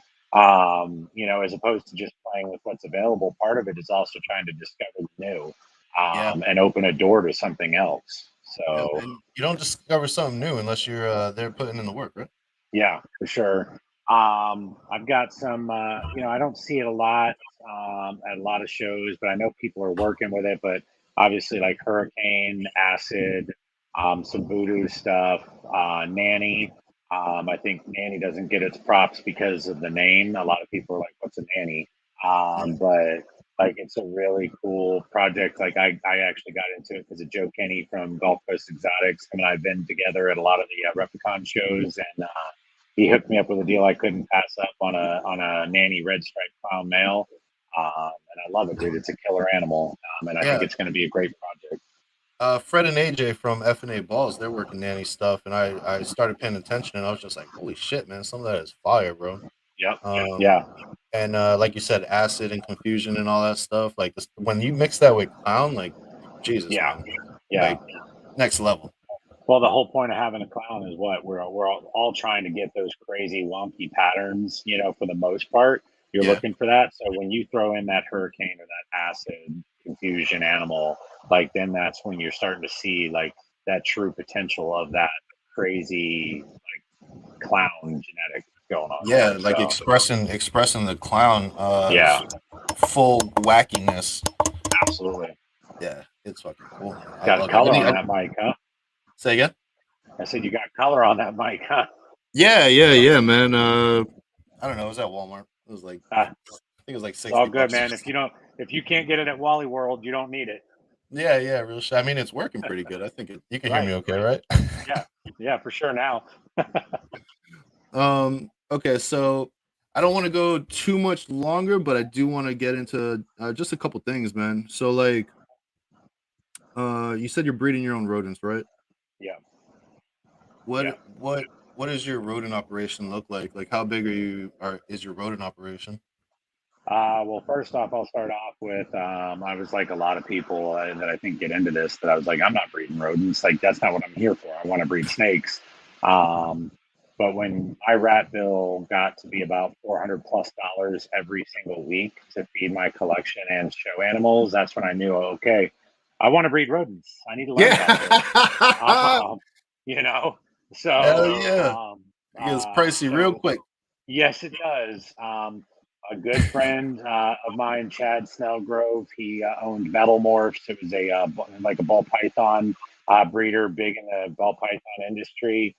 He also was really big into rodent breeding, obviously, because when you have 800+ breeders, you're going to turn around and you're going to be breeding a lot of rodents. So he sold off his ball python collection just to kind of hit the reset button on his brain, and he's focused in on his colubrid stuff, which is really killer like animals. But um, he told me, "Hey, I'm going to be downsizing the rats, so like I may not have enough for you. Like, is this something you're interested in?" I had already been toying the idea. I'm like, man, I don't know how much longer I can be doing $400+ every single week. Like, it's eating up everything that I was making, and like really to just to feed them. Yeah. So I was like, yeah, no, I'm interested. So I'm on 5 acres. I had a shed. I was like, I'm not using that shed. It's just storage, but it had to be completely gutted and like revamped. So we did that, got everything set up, and then I moved in these rat racks that I bought from him. These wooden What's rack the square setups. footage of that? The shed itself is a 12 foot by 30 foot shed. Oh, that's So yeah, that's big. so it's pretty big. And I run a maternity breeding, so that takes up more space than your colony breeding Right. does, because I have individual tubs for my females when they're having babies. So it basically breaks down to my females go in with a set of males. So I run right now. Currently, I'm running one female or one male to 6 females. Um, they go in for 3 weeks, because a rat's gestation period is about 21 days from the time Right. that they get pregnant to the time that they're going to have the babies. So they go in for that 3 week period, that 21-day period with the males, and then they get moved out and they go into their own individual maternity tubs. So the moms they'll have their litter of babies, and then they get to nurse them. And I give them 4 weeks from that, like from the time that they get moved into the tub till the time that I'm pulling the babies from the tub, typically, because it's on average, if they have their litter within that first week, you're getting smalls you're pulling good sized small rats on week 4. Right. Um, Yeah. Yeah. yeah. Weeds on week So, 3, smalls on week 4. yep. So Yeah. I'm hitting 60 females every single week. So I'm at 30 males for my shed, and there's 7 runs of females between the 3 sets that are in with males, and then the run for each week that are in the maternity setup. So I'm running 420 breeder females right now for rats, and every week I'm pulling 60 moms that are pregnant and moving them out to start their maternity operation. So the nice part about it is I don't like with colony breeding. What are you doing when you're looking for a rat pup? You're opening every bin until you find what you need, right? You're Yeah. like, Yeah. oh, One and hundred then I percent. find it, so I'm going to take like I just took them all from this one, but now maybe later on you open a tub and there's 30 in there, and you should have spread out what you took. Right. I don't have to worry about that. I know if I want rat pups, I go to ones that have been away from males either for 2 to 3 weeks, and I start checking those tubs, and there's my rat pups. If Right. I need fuzzies, I go to the week 2, early week 2 females, and I can get my fuzzies out of there. And I never deplete any females of babies because they need to have that nurturing complex. So I don't ever pull it out because like you got to remember, rats are smart and they learn from each other. It's like I heard on one of your podcasts, somebody was talking about like how they had mean rats or whatever. Hmm. Like the aggression is learned behavior in rats. Like at the end of the day, you remember what you're breeding them for. You have to like pick those things out and you have to call those out of your colonies. So if they're Hmm. aggressive, those are not rats you want to keep around because they're going to teach all the other rats to be aggressive. If they're food chewers where they just chew up all the food and they leave crumbs all over the place, Right. those are not ones that you want to put in with a group of other females because now they're going to teach all of them to do it. And then it's just going to spread through your entire colony. And then you're going to be complaining about, man, I'm going through like 4 times as much food as I used to do. What's going on? Well, yeah, it's because they're chewing it up and not eating it. Like they're just Yeah. chewing it because they're bored. So either stimulate them and see if that works. Like sometimes I'll throw like toilet paper rolls in there, and if that Okay. Yeah. works to where it gives them something to chew on and they leave the food alone, cool. You stay because I can easily throw paper towel. I go through paper towels like it's going out of style in this house. So Yeah. you know I can get stuff for them to chew on, little wood chips, whatever, like chunks of like scrap wood. Like if Yeah. that's what it takes, fine. But outside of that, though, you got to really like you got to remember Dial in. like there it's learned behavior. So Yeah. Yeah. You know what? I didn't even think about that. Like I know it's learned behavior. Like if one gets out, you never put it back because it'll teach the other ones how to get out. But I didn't even think like the aggression is learned behavior. The yeah, chewing up the food is learned behavior. yeah. Things Playing like with a that. water nozzle is learned behavior. If you Yeah. have one that is flooding your tubs, they're playing with the water nozzle and it's learned behavior. Like, unless the nozzle just got stuck, because sometimes that does happen with like pine dust and shavings and stuff like that, but it's Right. learned behavior. You can't let that continue because then it just spreads through everything and then you're dealing with flooded tubs every day. Dude, I experienced that one time, man. I had this girl and like her bin was like soaking wet, and I'm like, what the hell is this, right? So I thought Yep. it was a problem with the nozzle. So I put her in another bin and I cleaned out that bin that she had messed up. And it was only like a couple days later, and her whole bin is wet again. And I'm like, oh, you little bitch. I'm like, you're sitting there doing this on purpose. I was like, this is crazy, you know? Yep. And that was my first experience of they're doing that intentionally, you know? Yep.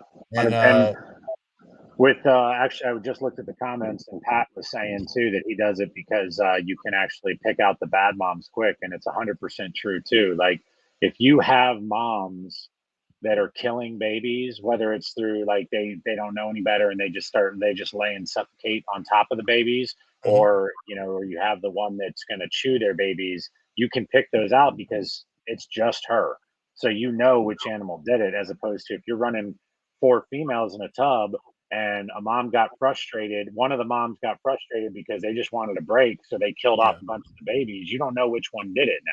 So, true story. So let me ask you a question. I mean, um, so I'm running right now. The way I'm doing it is colony breeding, right? So I'm doing what you said. I'm pulling bins and I'm looking yeah. for sizes, and I got all different sizes all in the bin. But now, so the females will give birth. They get pregnant, you know, 3, 4 days after, maybe 2 days after they give birth. By the time those pinkies are weans, she's ready to have another Oh, litter, right? So yep. now I'm technically overworking them, right? So my Yes. thing is I need to replace them every 6 months. What is your Right. time frame for each mom? 10 months. 10 months. I can get about 10 months where I see good big like clutches, litters Litters, yeah. from them. And my mom's the average is about 14 to 16 babies that they're throwing out from in the first 6 months because they're getting that rest period where they're not constantly being rebred. Pregnant. Because yeah, if they have that litter 2 days later, the male can be like knocking on the door, and next thing you know, they're pregnant again. And while they're nursing their babies, they're already now developing new babies inside them. So Right. yeah, And I heard that like when they do that, it's almost like reducing the amount of milk that they produce because they have to focus yep, on building the new babies. correct. Yeah, they can't sustain their body weight and their mass. So then what happens is you're getting smaller litters as a result too. Right. So that like the maternity breeding that gives you such like that good window of rest for the moms. That by the it's almost just like your snakes. You breed a snake and you get a clutch of eggs. You're not trying to pair it up 2 months later. You're trying to put size back on the female, get her healthy Right. again, and then you start working on it. Even though she might have a resting follicle size of 14 millimeters, you're crazy if you're putting it on 60 or 90 days after she threw a clutch, because what you're if she develops anything, you're going to probably get slugs because her body's going to reject it and say, this isn't right, I can't sustain this. And it's natural for, in biology, it's natural for the animal, like the host animal basically, in that relationship, to reject the pregnancy in order to survive. And it's the same thing that you're going to see with the rats. They are capable of producing 14 and 16 babies, but if they're being overworked, they're going to produce eight, Eight, six, yeah, six, yeah, yeah, 100%, man. Damn. So that's I was gonna do maternity, man, but I felt like you know what, Matt, I need to come check you out, man, and Yeah, come maybe on you by. could. We'll do a whole tour of it, and I'll show you everything. The only downside that I have found, the only true downside, is the amount of space required to do a good maternity breed setup. Like if you're going to try to have it very large and where you have a good supply every week. Every week. I'm pulling anywhere from about 350 to 550 animals out of the tubs, like and from the moms. So every single week, and I really need to be hitting, like, to sustain myself, and then some customers that I have, I really need to hit closer to that 500 mark every single week, Yeah, if yeah, not more. And that's why I started running 1 in 6, because now I'm maximizing all of my space right. on it. Whereas before I used to do like 1 in 4 or 1 in 5. It was no big Yeah. deal. And you could do 1 in 6 because it's not like there's babies in there that everyone's trampling over. Correct. Yep. There's plenty of space. The colony, like those breeder tubs, which are your colony tubs, it's concrete bins. I clean those every single week. Yeah, So they're, yeah, they're constantly on fresh bedding. There's no like buildup of urine or anything like that. So you work hard. You're definitely in touching the animals more in a maternity setup, but I feel like you're getting a better product in the long run. yeah. Gotcha, man. It makes good sense, bro. All right, so let's Yeah. move forward just a little bit. So what do you think? Like, who do you go to for? So you've been in for a little bit. I know at the beginning you were going to Bob, you're going to Steve, you had maybe a couple other people, but like now you've been in it, you have experience of your own now. Who are you kind of communicating with, maybe for a little bit of guidance when you are puzzled about something? Um, so for me, I don't limit myself. Like now, I do call Bob a lot, and I'll hit him up and say, "Hey, what do you think about this?" Or I'll bounce some ideas off of him. But actually, I feel like sometimes the best inspiration is to talking to people at the shows. You'll never know when you find that one person that's going to just know genetics when you're at the show, and then they're like, yeah, like I really want to breed, but I just don't have the space. But like I was looking at this and I think this might be a really cool animal, and I'm thinking, wait, I never even thought about that. My brain wasn't even on that same wavelength because I'm perceiving things in a different light where they're Yeah, catching other items. So like I really look to everybody for inspiration. I fall back though to some of the mentors, Chad, even though he's not into ball pythons anymore, that guy is a wealth of knowledge. So I hit him up. I talked to my buddy Nick. I talked to Joe Kenny from Gulf Coast Exotics, and I watch a lot of videos, man. Like if I'm in here cleaning snakes, normally I got the iPad set up and I'm right. watching and listening videos, and I'm just kind of seeing what everybody's dabbling in, and then like I'm trying to cross it all together into my brain, and like because at the end of the day, everybody's opinions, like for the most part, have value to it. You just have to pick and choose what applies to you and what you want to do with it. So Yeah, I can't focus it as I just look at one person for like that inspiration. It's really just it's the community as a whole. And yeah, sometimes you see those animals that somebody hatches and you're like, oh my god, I never even thought of that. Like, and then it's like I need to jump down the rabbit hole there and then see, and not that I want to just make that animal. What can I add to that animal to make it better in my eyes?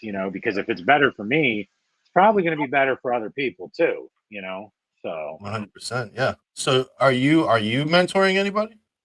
Yeah, actually, Jason, I saw his comment pop up earlier where he said that, like that, like I've kind of been a mentor with him. Like to me, like we've been a symbiotic relationship. We bounce ideas off of each other. Like he Mhm. does pick my brain about shows and stuff like that. So I guess, yeah, I'm helping out there.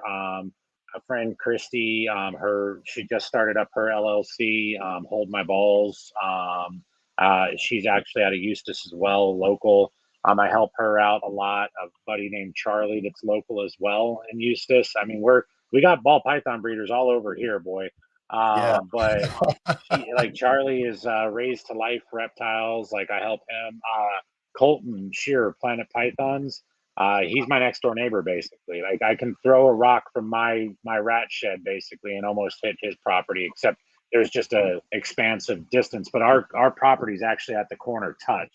Yeah. Um, That's cool, so man. like he'll come over sometimes, and we'll shoot some ideas across the bow and see what sticks. But like I said, I kind of reach out to everybody. I'm texting. Bob always gets texted, like text messages from me. I think he probably was like, dude, like, all right, cool, Matt. Like, I'm gonna go to bed now. And I see that now. Like I get the messages from people that I'm helping out now, and I want to be available. But at some point, you're like, man, I got to put this phone down. So you just put it on silent and you go to bed.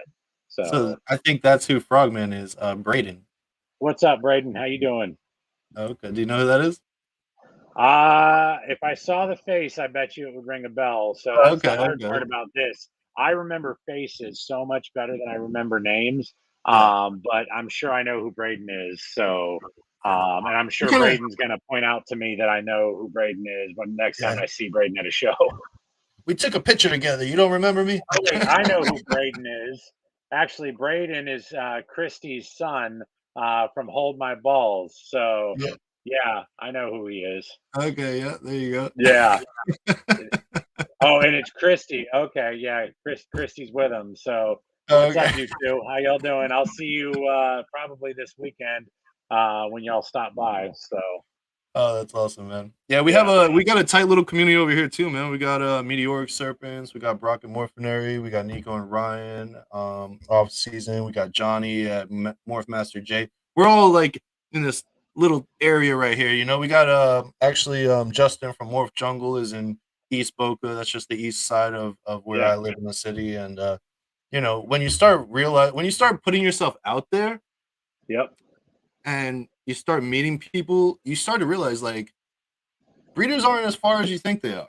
There's a right, lot of people around you. You just gotta get to them, right? And then once you yeah, get to them, hundred you build those percent, relationships, and then you start, going to barbecues. You start hanging out on the weekend. Next thing you know, you're mentoring each other because, like you said, they might have ideas that you don't have, and vice versa, and you're building each other up.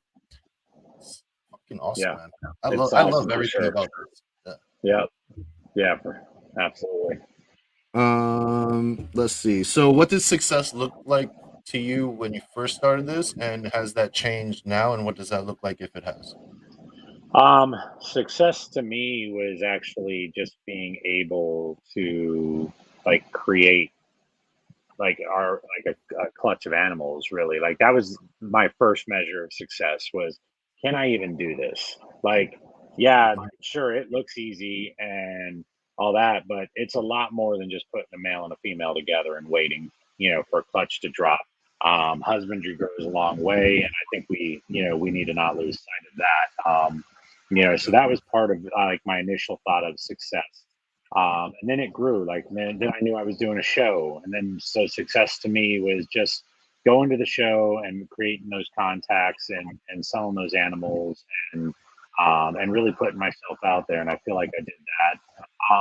For me, the success, like the measure of success for me down the line, is going to be definitely stepping over the bridge and making it full time. Where this is my primary source of income to support my family. I mean, Because to technically, it is me, full time. It would just be more yes, full yeah, time. that's true. Yeah, yeah, you're right. Just to where I don't have to do 40 hours or plus elsewhere, and Yeah, I can yeah, focus it solely here. So maybe I could actually go to bed at some point. But it's yeah. like I never realized it until I saw it actually like on some videos, because you scroll the internet and all that. I'm looking at snake videos, then it pops up, and it's like that video that always says, I got tired of working a 9 to 5, so I started my own business. Now I work 24/7. Shit. Like Yeah, 100% that's what it is. Like if you want to be successful, you're going to bust your ass and you're going to work nonstop from the time that you get up till the time that you go to bed. And you're not going to bed to get 8 hours. Like yeah, 8 hours is a non-existent item now. Like I live it, I breathe it. I'll sleep when I'm dead. I average about 4.5 to 5 hours of sleep because there are other things in my life that deserve my attention more than my pillow. yeah, for sure. I love that, man. More than my pillow. That's good. I like that a lot. And yeah, you know what? When you start working that 24/7, it's technically not work because it's what you love. So it is work in a sense of physical things that you have to accomplish and get done. But when you Yeah, love what you do, um, for one, there's a sense of pride there because you're excited about it. You're constantly in creative mode where you're like, yo, we're gonna build this, we're gonna do that, we're gonna end up yeah, here. What are the steps to get there? Blah blah blah. It's much different than just a 9 to 5. So yeah, you might start right, working 24/7, but it's a whole nother galaxy as far as like the feel that you have right. from doing it. Yeah. Yeah. Yeah, I there's no better feeling to me, and like we talked about this just the other day, but there's no better feeling for me than after I wake up and I let my dogs all go outside and run around for a little bit and they're eating and my coffee is done being brewed. I pour my cup of coffee and I walk out into my snake room and I just start opening tubs. And I'm Yeah. getting that. It's like to me, that's like me looking over the mountain. You know, like the Folgers commercial where you're drinking a cup of coffee, looking at the mountains. Like my Mhm. mountains is me looking at these animals and just In the snake rack. enjoying, that time in the snake rack. So that's the mountain is the snake racks. Yeah, 100%, man. And I love that. I love that. I love, Yeah. dude. You can't see it because I got the green screen there, but I just sit here and Yeah. just stare at my animals, Oh and yeah. it's not even like they're doing anything. It's not like they're fucking jumping around and playing or nothing. They're just coiled up. Right. They're on the heat Right. side, and I'm just admiring their beauty. Their, it's just all of it, But man. that goes back to you being an artist, dude. And like, that you see it from a different side that some people may never see it from, and that's cool. And that's where like how your passion shows itself, so it's a great thing. And that's what we have to do is just find what it is that's our passion and run with it. Yeah, and when you share your passion with people, it kind of triggers something in people that are listening to you because your passion may look different from my passion, right? Because I'm an artist, right? Yep. Um, so someone that's an artist that isn't in the industry might hear that and be like, "Oh shit, man, that's cool. I never even thought about it," right? And Yep. then someone might hear it from your perspective and be like, "Holy shit, I get it." So it's super important that we're constantly sharing how we feel about things and our perspective on things and going to shows and doing that in person is like the greatest thing I think. So salute to you for always Absolutely. doing that, man. That's amazing. Thanks, bro. Appreciate Yeah, you.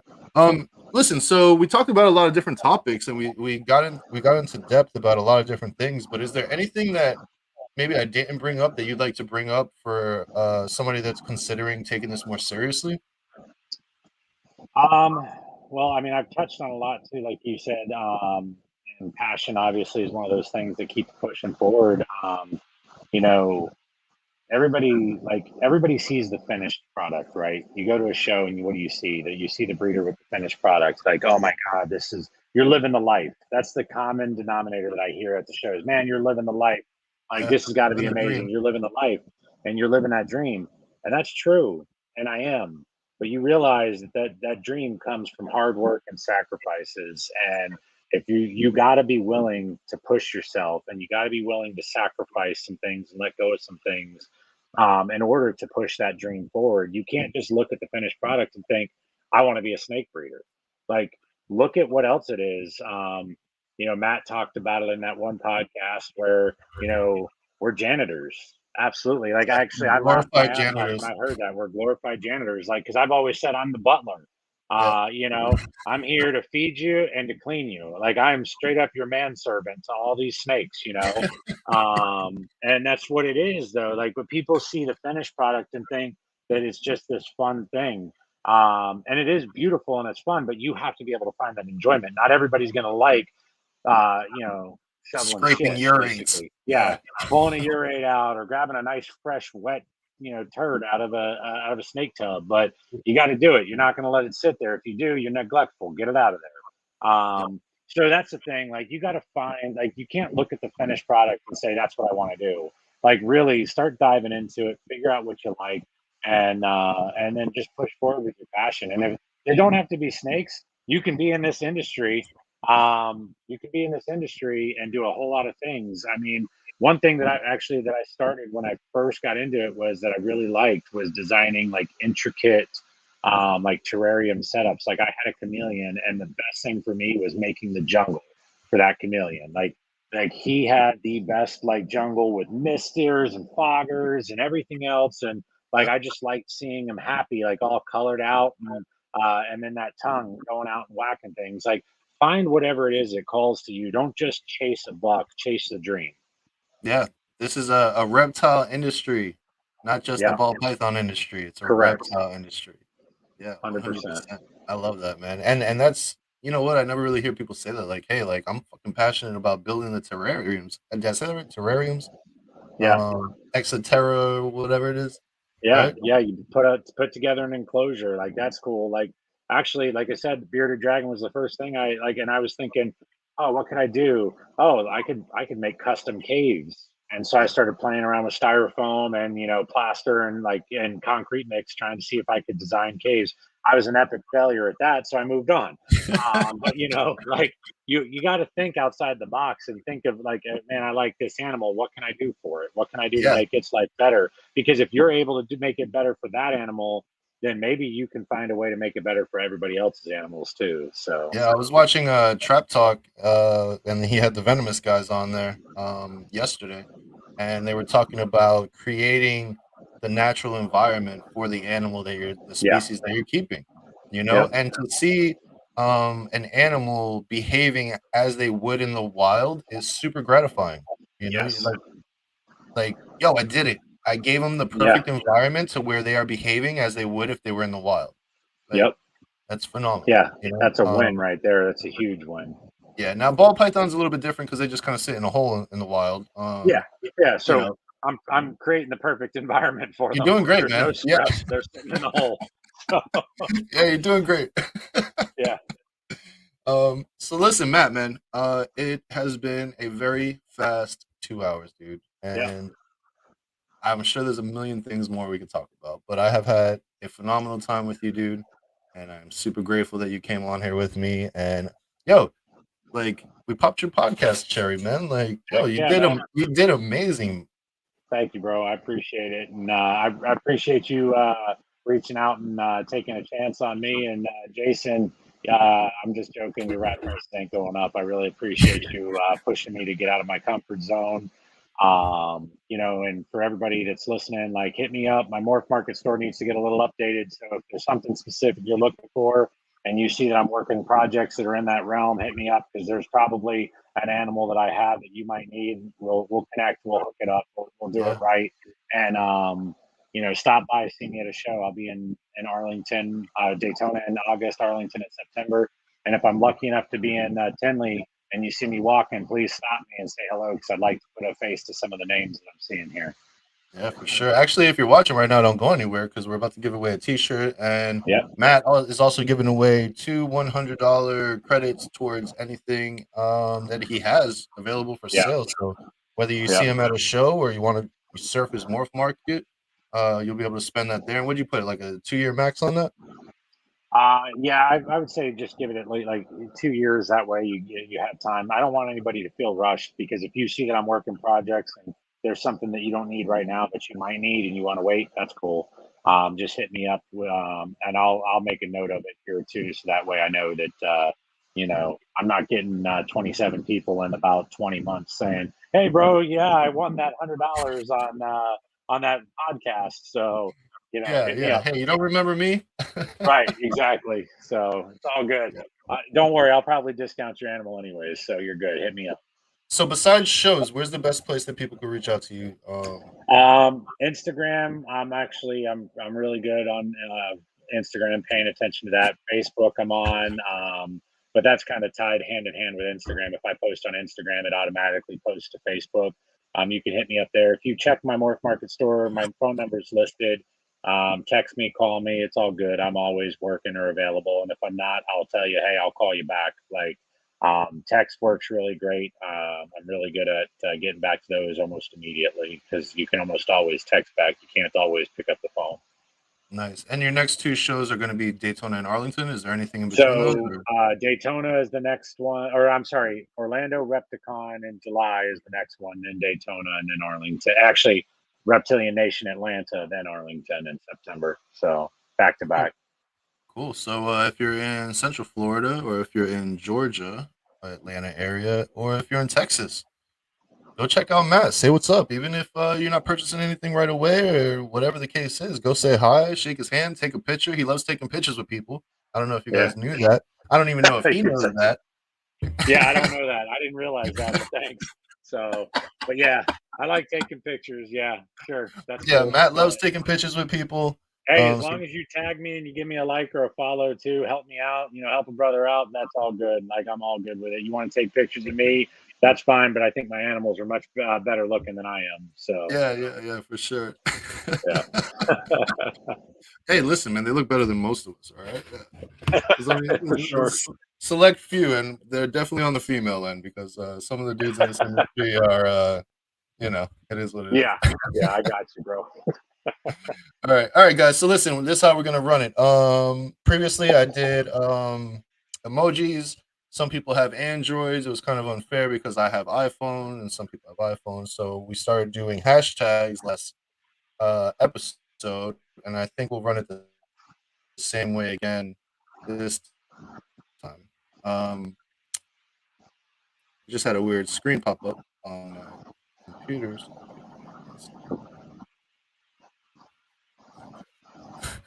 it's always something, man. I can never just have an episode Yeah. just go smooth the entire time. Well, yeah. I Man. charged up those earbuds, but of course I had to lose connection on that. So that was great. Oh man, I almost just hit end broadcast. That was close. Okay, let's try not to do that just yet. All right. All right. Check it out, guys. Three hashtags. I'm gonna read it from the comments on StreamYard, so it makes sense. Enter these hashtags in. Will get put on, not put on the wheel, but I'm gonna spin the wheel, and it's numbered 1 through 5. In order, you'll be whatever number it is, and you will have the. If you're just getting here, you will have the opportunity to win a My Favorite Reptile podcast T-shirt, and on the corner in the front, it will say Ring Reptiles episode number 5. So that's super cool and exclusive. And then after we do that one, I will let Matt pick out some hashtags, and we will do his two $100 giveaway store credits. So let's go. These are the three hashtags. Ready? It's going to be hashtag ring, hashtag Matt, hashtag USR. Those are the three. Hashtag ring, hashtag Matt, hashtag USR. First 5. Let's get it popping. Let's go, guys. Hashtag ring, hashtag Matt, hashtag USR. Oh, that's my Snap, they're son. coming in fast. Look at that. Yeah, that's my son, man. You don't count. Cheater. Yeah, you don't count, man. You don't count. All right, but we'll go after that. Okay, so we got Bailey's is number 1, Meteoric is number 2, Morph Valley is number 3, and Lou Balls is number 4, and Big Dr. Joe is number 5. All right, here we go, guys. Good try, buddy. I'll just make your T-shirt. You don't have to be in that. Yeah, that's the order that it came in on StreamYard. It came in Advanced Reptiles. Bailey's is number 1. Meteoric is number 2. Morph Valley is number 3. Blue Bob is number 4. And Kingdom Pythons is number 5. And the winner is number 1. Right? Do you see it the way I'm seeing it, Matt? I see it. Number 1 it is. All right. Bailey's Royal Beauties. Yo, congratulations. You just won a My Favorite Reptile podcast t-shirt. Let me write that down real quick so I don't forget. You probably would have won, but you're cheating because you're my son. So no, you can't win. Just have me make you a shirt. It's all good. Yeah, exactly. Yeah. All right. So Bailey's, you got my shirt. You can hit me up on Instagram. DM me your t-shirt size, and your address, and I'll probably get it out to you sometime next week. All right, Matt, go ahead, man. Shout out your three My hashtags. 3 hashtags. All right. Let's do hashtag ball python, hashtag industry, hashtag family. Ooh, I like that. That's good. Ball python, industry, and family, guys. Let's go. First five. Run it. And I'm counting it from StreamYard. So I mean, it is what it is. All right. All right, I guess that one counts, right? You've been watching the show. Okay. All right. So first one is Advanced Reptiles, which is my boy. Meteoric Serpents, Bailey's, Morph Valley, and Dragon Soul. One, two, three, four, five. We got our five, guys. Dragon Soul is number five. Advanced Reptiles is number one. Let's spin it.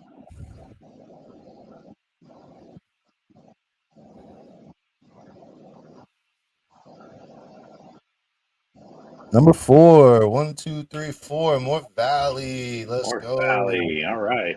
Yep, write that one down. He's a second time winner. Watching the show, getting in the giveaways. That's what's up. That's how you do it, Ryan. Or Man Freddy. We call him Man Freddy. Uh, hit up Matt in the DMs, and I'm not number three. Yeah, I'm just going by how it pops up on StreamYard, guys. So however it pops up on StreamYard, that's how it's gonna go. All right. So now we will do. You're doing two $100 Yeah, giveaways. I do too. So we're Yeah. gonna run it one more time. Go ahead with your hashtags, big dog.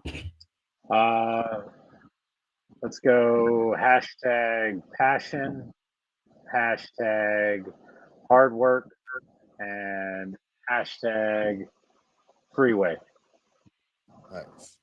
Passion, hard work, and freeway. Let's go, guys. First five.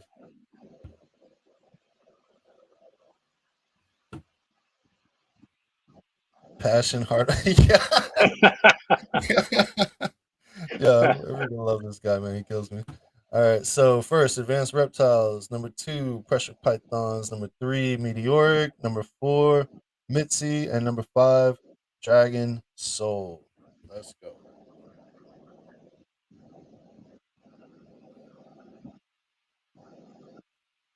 Uh-oh. Number two. Looks like number two. Yep, pressure python. Pressure Yo, that's the second time pythons. pressure pythons is one on this show. That's what's up. Uh-oh. Yep. I'm sorry to anybody that entered and did not win, but you can come back every week and check out the show, and there'll be more giveaways. So yeah, definitely do that. Yeah, damn, Dragon Soul. Actually, Pat was my first winner. He won the Bomb Project shirt, so that was super cool. Yeah. Congrats to Pressure. That's awesome. So listen, we got about just under an hour before Hair Down Friday starts. So make sure you go check out Keys Constrictor's YouTube channel, where you can find Matt and myself hanging out with T Keys and the whole usual suspects crowd. Starts at 8:15. Usually we're late because of Terrence, but that's okay. Um, let's see. You will be able to see some of Matt's awesome animals that we were talking about in the show today.